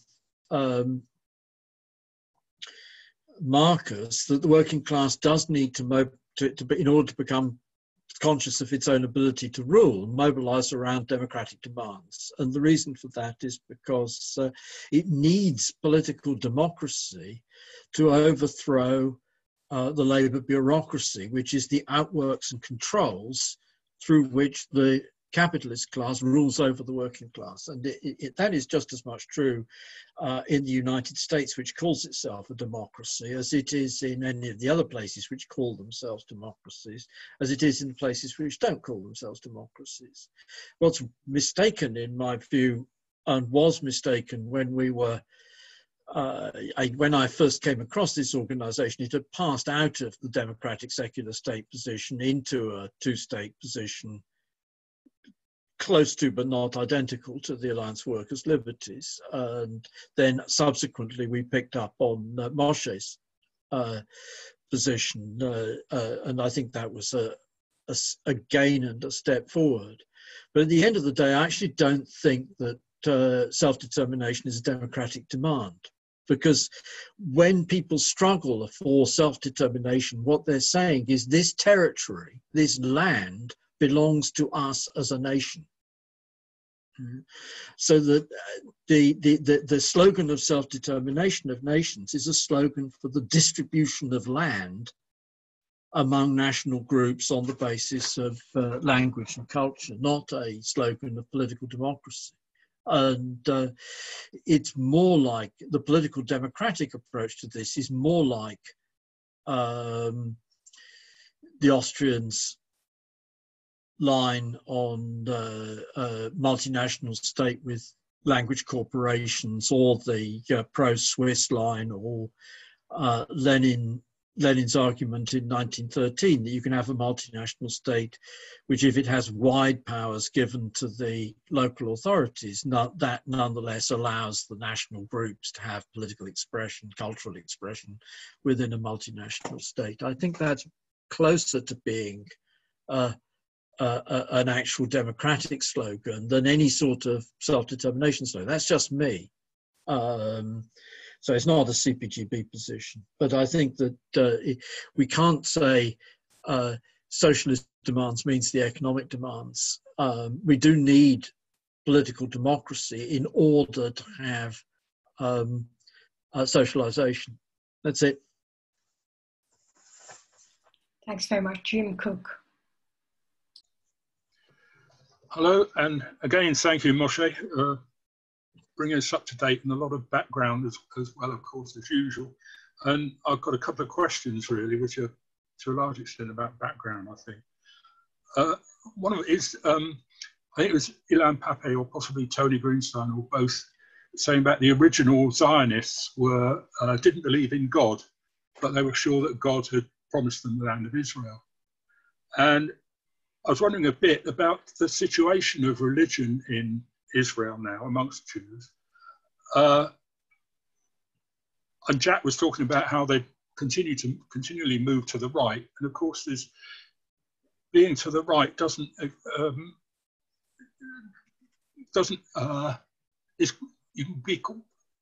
is quite happy with religion. I mean, you look at the American Christian, and you can be a devout Christian and a racist at the same time. There's no problem there.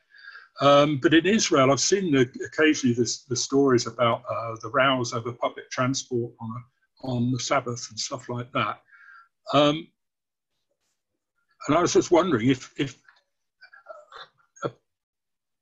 secular Jews and religious Jews might argue about public transport. I believe they're still happy marching together with "Kill the Arabs" as a slogan. But I was wondering how, if anything, much had changed in terms of religion, except that the religious right seems to keep on being incorporated in Netanyahu governments. The other question is seen from time to time over the years about how for instance, a few years ago, there was a young Israeli Jewish woman went to United States for education and met a Palestinian, and much to her surprise found that he was an ordinary, friendly, decent sort of a chap. And you get that every now and then, and it seems quite amazing, the separation.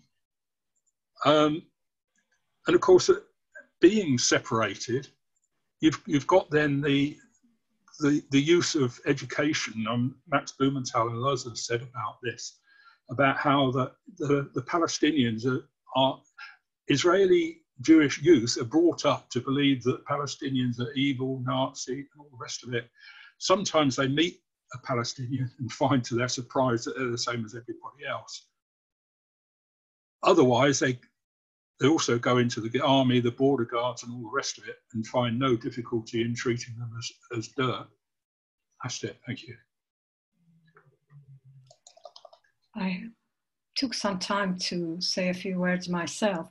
I think on the deal, on the UAE deal, we have to be very clear. I agree with Moshé. This is the beginning of what at least the United States hopes will be Oman, Bahrain, maybe Saudi Arabia, not Qatar and Kuwait, who have made it clear they will not join this. But their relations with Israel being normalized in the next few months. And there is an urgency here. The urgency is caused by the fact that in Israel, rightly or wrongly, and I think probably wrongly, the assumption is that Trump's presidency will come to an end. Because of that, the whole process is extremely, if you like, speeded up. The attacks on nuclear plants in Iran, which Iran wasn't in a position to reply to. The accusations, and I know some of these are wrong accusations, but accusations of other meddling in the, against Hezbollah, against others in Lebanon. But also the reports that Moshé himself was sending recently, that the recent attacks on Syrian bases where Iran has any influence has increased. So if you like, although Trump in terms of general international politics hasn't been, if you like, as aggressive as he's been in the Middle East, but the Middle East policy is very clear, is very pro-Israel. And in that way, the current deal will go on. The current stream of deals. Whether they will succeed or not is exactly as Moshé said, depends on the reactions of others. The Palestinian authorities, Hamas, others have been very negative, obviously. I think it also depends on where Kuwait, Jordan, Qatar, maybe Egypt will stand on the UAE-Israeli deal. But one thing is very clear, the deal had in it, the written deal says very clearly, this is in exchange for annexation. And then we have Trump making this very confused statement that maybe for now it's delayed, the annexation is delayed.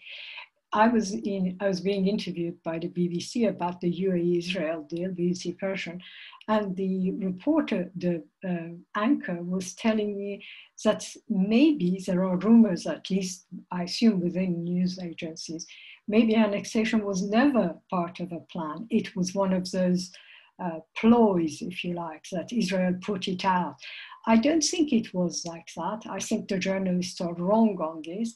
The reason I don't think it was like that is that now we are hearing the more hardline Zionists in Israel actually criticizing Netanyahu for ditching the annexation. So I think annexation has its supporters in Israel, and we should not think it's gone away.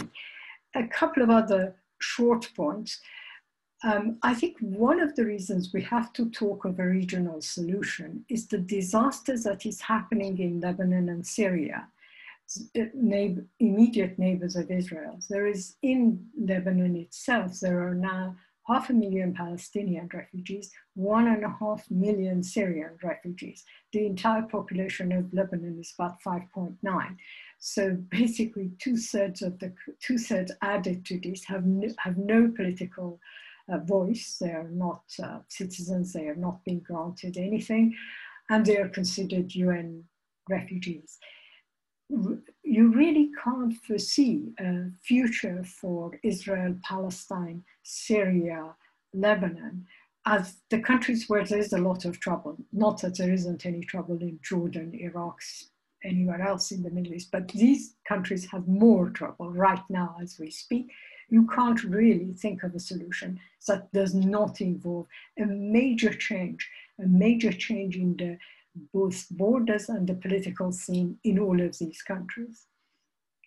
On the question of self-determination, I think I agree with Mike. I'll leave John to come back, but I can't see how a colonial settler community can be granted self-determination in a land that, going back to Geraldine's question, Britain had a very, very crucial role in the creation of the State of Israel.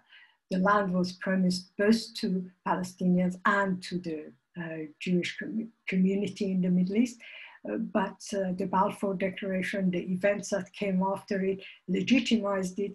They stood by as village by village, Palestinian villages were destroyed, houses were burned, people were forced into exile. So to say that Britain has a side road, Britain is responsible for that in the same way that I would say France is responsible for the disaster that is currently Lebanon.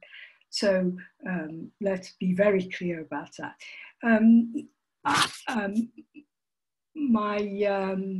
I think I'll leave it at that. I think after me is Dan Lazar, if I'm not mistaken. Yeah, go ahead, Dan. You can hear me? Can you hear me? Yes, we can. Okay, great. I wanted to actually take after a point that Jack Conrad made. Jack referred to the Arab national movement, and I've always been very skeptical of that concept. I see it as a pan-Arab movement, and no different essentially from a pan-Slavic movement or a pan-Jewish movement, which is Zionism. And it always struck me as a reactionary concept, and I've always been impressed by the parallels between Zionism and Arab nationalism. For example, someone said that the Zionists were people who didn't believe in God, but were nonetheless convinced that God had given them the Holy Land. Well, Arab nationalism also carved out a special status for Islam. And that status became more and more prominent as the Arab national project disintegrated. And also, of course, Zionism has a huge problem with minorities, religious or ethnic. And pan-Arabism does as well, of course. We see this in Lebanon and Syria. We see this in the whole conflict between Sunni and Shia Islam, and we see it in the conflict between the Arab world and Iran, where essentially pan-Slavism, pan-Arabism is an intolerant force which has no room for diversity, for ethnic minorities, religious minorities, or sexual minorities, for that matter. So it seems to me that the only way out of this impasse is one in which Hebrew and Arab workers unite in a common opposition to both these pan-ethnic movements, Zionism and African Arab nationalism. Only in an atmosphere of mutual hostility to both those forces can any form of working class political solidarity unfold across this huge Arab-Israeli divide. That's my point, basically. I also wanted to take after something that Moshé said about the question of democratic versus economic demands. They can't really be separated. I mean, in Israel, you have 800,000 unemployed workers, and you also have a intense conflict between secular Jews and Orthodox Jews around, among other issues, around the military draft, where Orthodox Jews are exempt and secular Jews are drafted in order to defend the rights of Orthodox Jews who are not only hostile to the Israeli army, but in many cases are actually anti-Zionist themselves. So you have secular Jews in Israel battling Palestinians, anti-Zionist Palestinians in behalf of anti-Zionist Orthodox Jews in Jerusalem, and that obviously can't last. So that political snarl, that political perplexity, is intimately tied up with the growing economic problems of Israel itself and the entire region, and the only way out of it is one in which Arab and Israeli or Hebrew workers come together to critique politics and economic relations in the entire region across national lines, and doing so from an attitude of intense hostility to all expressions of the status quo, i.e. Zionism, Arab nationalism, Muslim fundamentalism, Jewish orthodoxy, et cetera, et cetera. That's it. Stan Keeble. Stan. Yeah, first side issue really, what first triggered me to speak about the deception. I was, fascinated by the level of deception of the two-state solution. But of course it's an example, isn't it, of all sorts. It's amazing how far the media can take public opinion. I mean, for example, the Russian interference in United States elections. I mean, what incredible hypocrisy, that the United States deposes all sorts of presidents and governments and interferes everywhere. And there they are with this big fuss about a little bit of internet, such a poor attempt at internet interference in the American revolutions. That's been exposed already. And then there's the anti-Semitism in the Labour Party, as Mike pointed out as well, referred to, of course, news management, yes. And it's incredibly powerful. But I wanted to talk about the national question, because I was a bit surprised with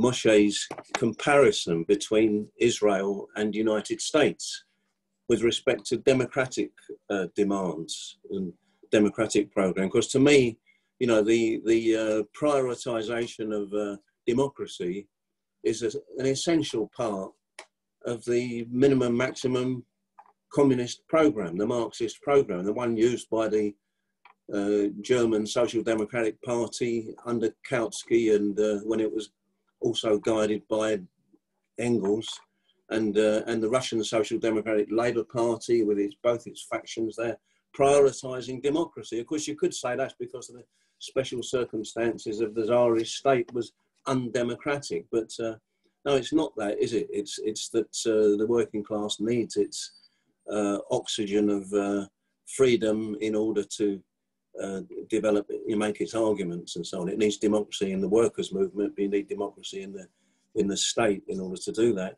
The right comparison is between, with Israel and the Hebrew population.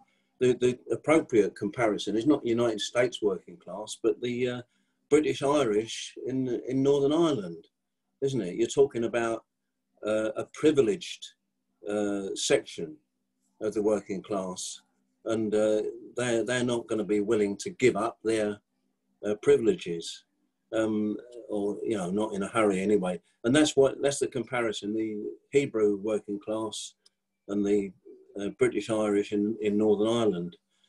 So in the United States, it's certainly absolutely necessary to prioritise democratic demands, how we are ruled, and going at the economic programme.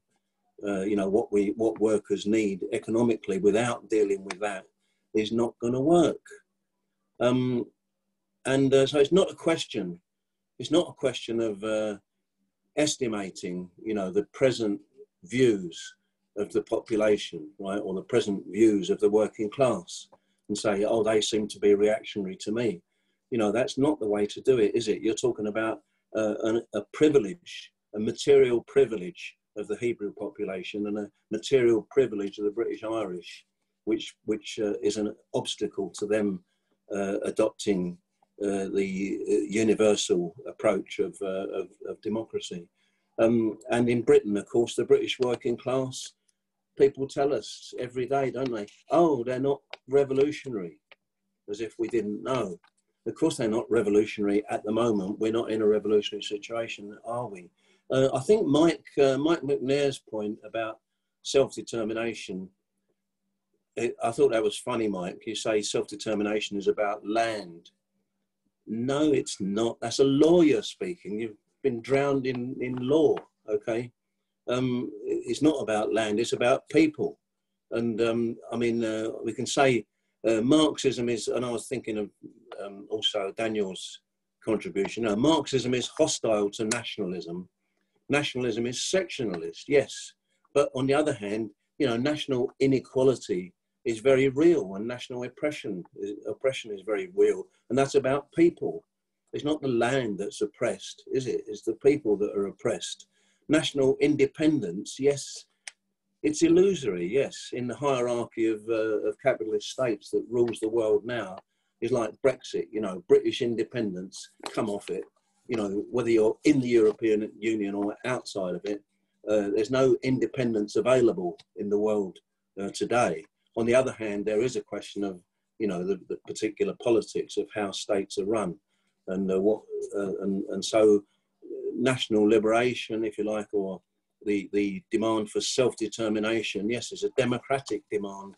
The land is not demanding self-determination, it's the people that are demanding self-determination. Of course, self-determination can be, I have to say it while we're on the subject, that it can be exercised positively in favour of merging.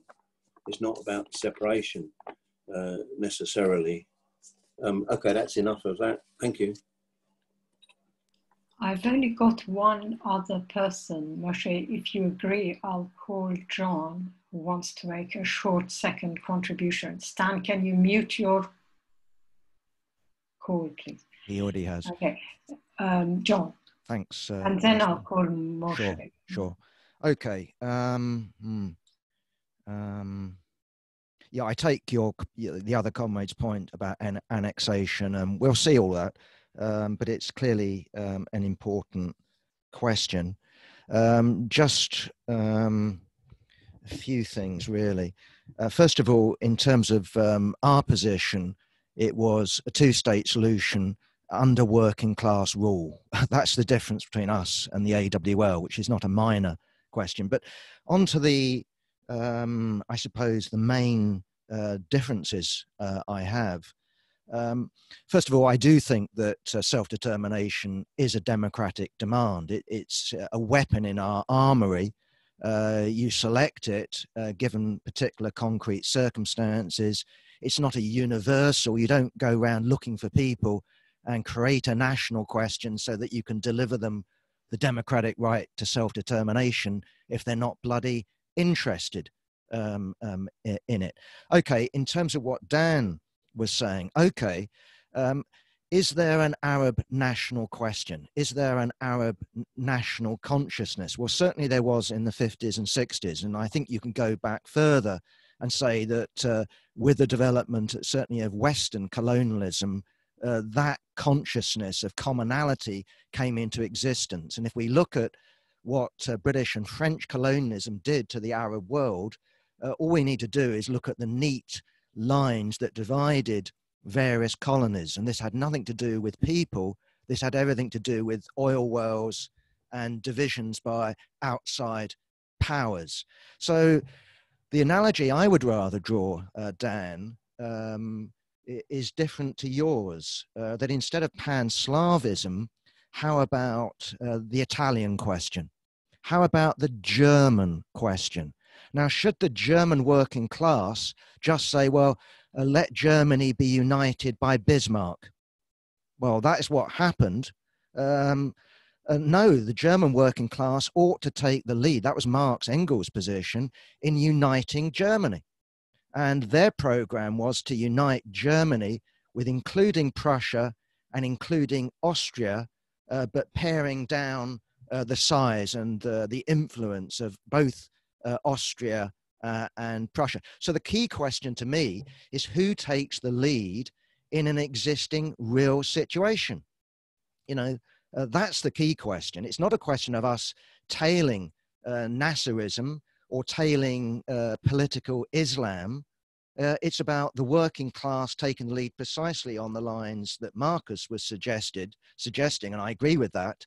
The working class needs to take the lead when it comes to democratic questions. And I think there is an Arab democratic question. And the problem I have with your approach is to say, okay, unity between the Palestinians and the Hebrews within Palestine on class issues. And the precise problem is that the working class within Israel ain't going to do it. And it might do it, as Moshé was pointing out, when it comes to a strike.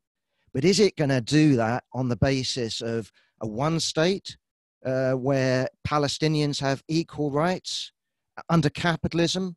I don't think so. And then can the Palestinians actually enforce that by themselves? Well, I don't think that they can. They have equal numbers to the Hebrews, that's true, but Israel is a very powerful state and it's backed by the global hegemon. So I do think that a regional solution is essential here. I think that's the only practical route forward.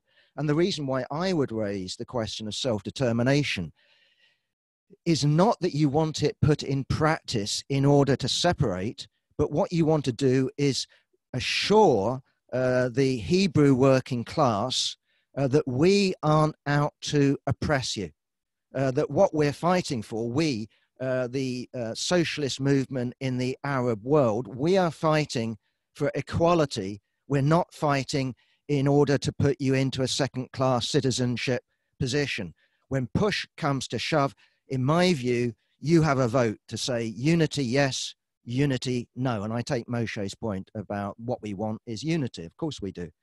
In terms of what Stan was saying, how can you actually have national self-determination, Stan, on the basis that you ignore land? What are you saying? You're surely saying the right to self-determination up to the right to separate. Well, we're not talking about people getting on a plane and flying elsewhere. They have that right. What we're talking about is the right to establish a state.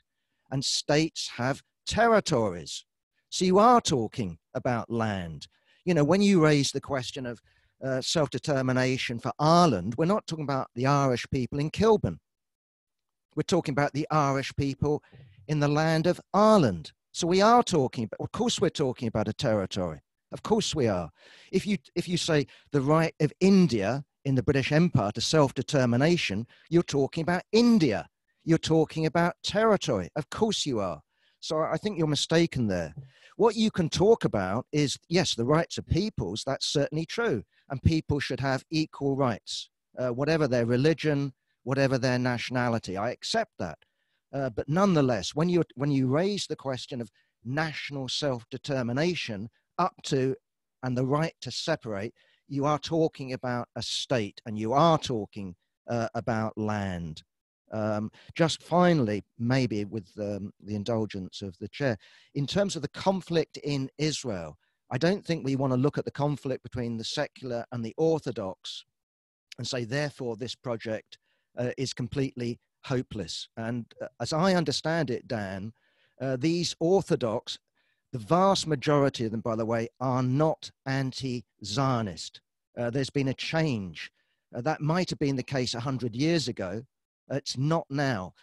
Orthodox Jews who are anti-Zionist are a tiny minority, both in Israel, both in the United States and in Britain. We come across them. I'm sure you come across them, but they are a tiny minority. Most Orthodox Jews now are, unfortunately, pro-Zionist, pro-Israel, and all the rest of it. Thanks very much. I'm going to call Moshé to sum up. I don't see anyone else wanting to speak. Before that, I just want to make a point about Shia Sunnis, because I really get very angry when people mention this.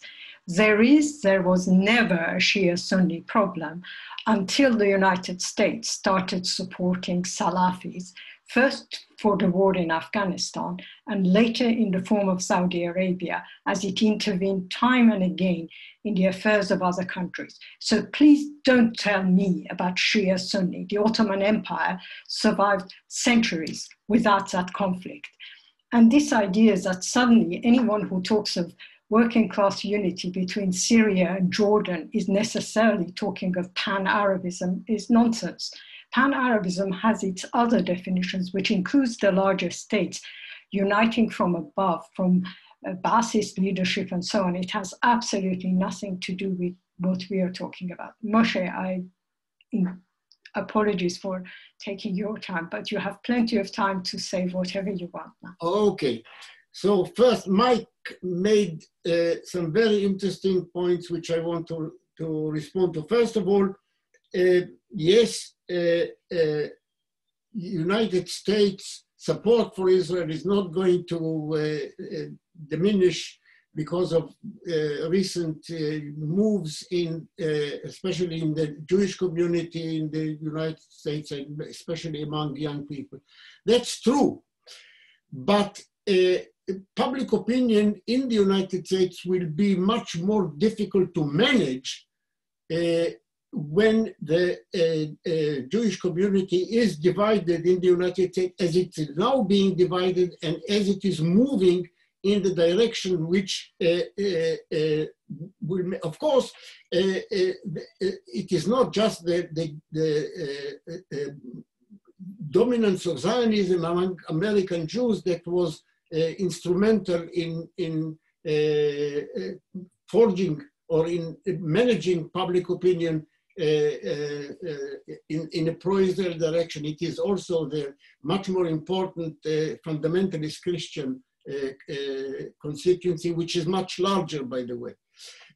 But when more and more American Jews turn against Israel as it is now, to various degrees, it will be more difficult to manage American public opinion. I put it at that, no larger, no further than this.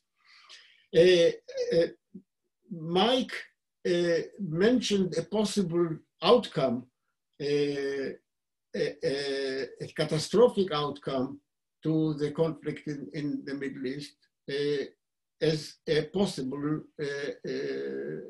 but undesirable outcome. That is an end to the Israeli state along the line.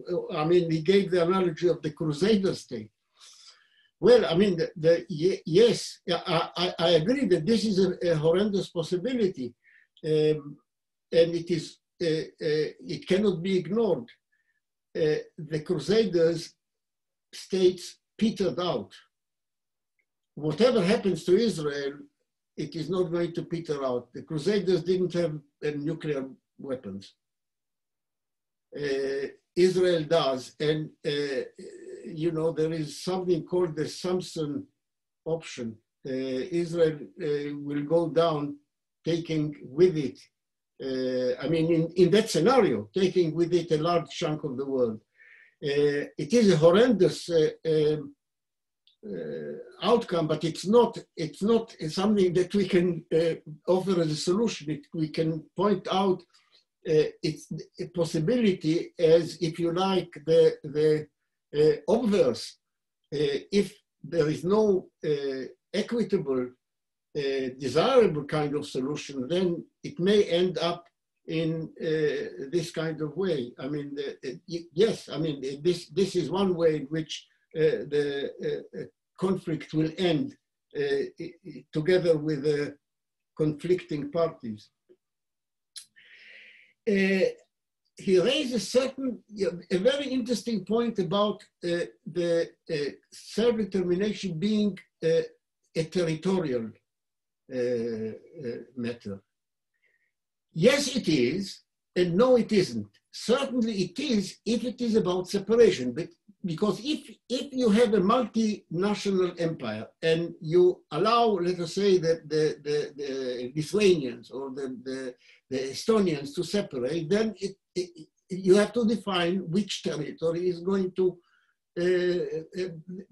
be separated. You have to draw a line. It is about territory, but we are talking in the context that I mentioned, self-determination, about not separation, but accession to a union. And that does not actually require drawing lines. I think drawing lines in the best possible outcome that we can think about, and that is a united socialist Arab East with Israeli and Palestinian, let's say, components in it. Drawing the lines in that case would be difficult in any case, and probably impossible, because the populations are so intermixed by now, and will no doubt getting more intermixed, that drawing lines will be just impossible to, I mean, you may draw the lines of, you know, a whole jigsaw of cantons and so on, but I mean, this is just speculation. But in any case, even if it is without drawing definite lines, but about what used to be called national cultural autonomy, it would still have to be voluntary. So self-determination will apply in that sense, even if no lines are to be drawn. The question is, will the Hebrew nation and the Palestinian Arab people join in the union on a voluntary basis or by coercion? And in this sense, self-determination applies when it is about accession rather than separation, even when no lines are drawn. And I think that is the importance of this distinction, because I think people, you know, when socialists speak about self-determination, we are too, let us say, focused on the early 20th century debate in the socialist movement, where it was really all about separation from the two multinational empires. I think here we are talking about something quite different. I think that I don't remember who made this point, but oh yes, was it John Spencer who asked about the importance of religious Zionism? I don't have time to. This is the importance of religious Zionism in present-day Israel. I don't have time to go into this. But I've written an article recently, which I would refer whoever is interested to read. It was published in the monthly review of February this year. And it is called Messianic Zionism, the Ass and the Red Heifer. The ass in the British sense, not in the American sense. That is a beast. Not a part of human anatomy. Messianic Zionism, the Ass and the Red Heifer. You can get it online in the monthly review of February this year. I've added the link. I beg your pardon? I've added the link. Okay, yeah, okay, right. I deal with this, it's a fascinating question, and I deal with it in detail. The short answer is that Messianic religious Zionism is of growing political importance because they provide the kind of ideology that Zionist colonization needs. Not because they are a majority, they are not, but they have come from the margin of the political spectrum to very near the center. And this is a rather fascinating issue that I recommend you read about because it takes time to explain. As for the deal that was made recently, we were discussing it between Israel and the UAE. I think the formulation was that annexation was suspended, not taken completely off the agenda.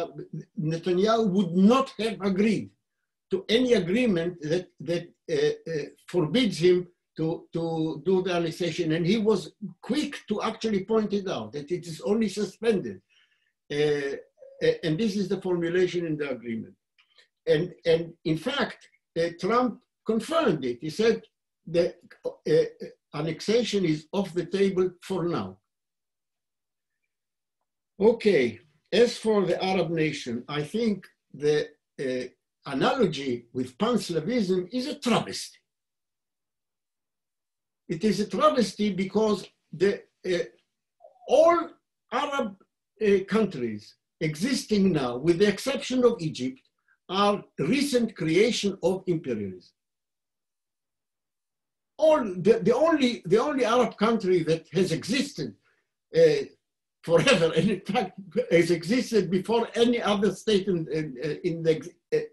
existence, long before China became a state, is Egypt. But all other Arab countries are imperialist fabrications of recent times.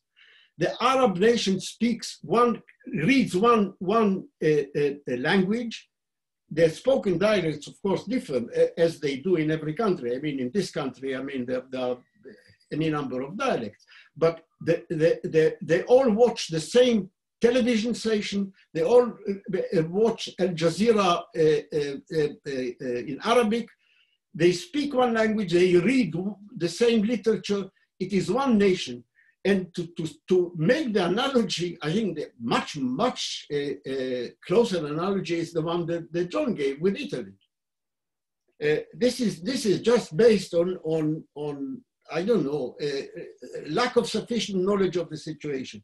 And to mix it up with Islamism is again a travesty, because Arab nationalism arose precisely as a reaction against this religious consciousness. The innovators, as it were, the intellectuals who were the first carriers of the idea of Arab nation were reacting against the pan-Islamism. It was a movement that contrasted Arab secular nationhood to Islamism. And many of the pioneers of Arab nationalism were Christians. So how can you actually raise this strange idea? And to say that the Arabs are in conflict with Iran is again a travesty. Rashid Khalidi, I happened to listen to the Palestinian historian Rashid Khalidi talking yesterday, and he says, he made this precise point. It is not the Arabs who are in conflict with Iran, it is the autocratic, dictatorial reactionary Arab regimes which are in conflict with the Iranian regime. It is not the Arab people who are in conflict with Iran. So again, you know, this is based on lack of sufficient knowledge. As for the conflict on the question of draft between secular and religious Jews in Israel, this is inflated to a great extent. I mean, it is marginal, and it is raised by some militaristic sections of the secular right-wingers in Israel, especially by this guy Lieberman, whose followers are right-wing secular immigrants from the former Soviet Union. And he makes a big point about saying, all these, Orthodox religious people who don't serve in the army. But I mean, this comes and goes. I mean,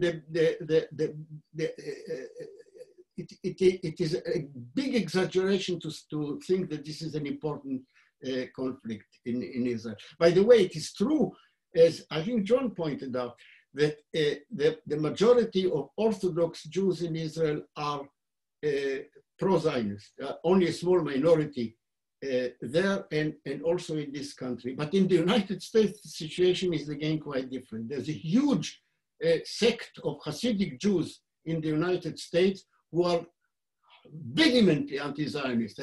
You could see huge gatherings of these people, or male, of course, in enormous stadia in which, the rabbi holds forth against Zionism as the worst kind of heresy. So they are by no means negligible in the United States.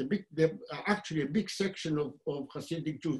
It depends which rabbi they follow. I mean, the Lubavitchers are Zionists, but the Belz Hasidim are anti-Zionist. So it's a bit more complicated than that. Finally, I did not deprecate or undervalue democratic demands as such. Of course, the workers' movement needs. I mean, cannot operate just on the level of economic demands. It's this is the economist heresy of which I'm not a follower. But what I said that in the case of Israel, democratic demands are not a credible way of, on their own, of leading the working class towards socialist consciousness. I think, of course, they have to be injected, and our comrades who are active in the workers' movement in Israel are, of course, aware of this, of the need to introduce and promote democratic as well as economic demands. But this is not credible. This is not by itself something that will lead the Israeli working class to socialism. That's all I have to say. Thank you very much, Moshe. That was a very good talk. I think we will remember this for a long time. Thank you very much. Thank you. Before finishing, I remind you 4:30 is the start for Lars Tili. We are changing our timetable, so Hilal's talk on Tuesday morning is now delayed. We are trying to see if we can do it Saturday. That's all. So thanks very much for attending, and see you, some of you, at 4:30. Bye.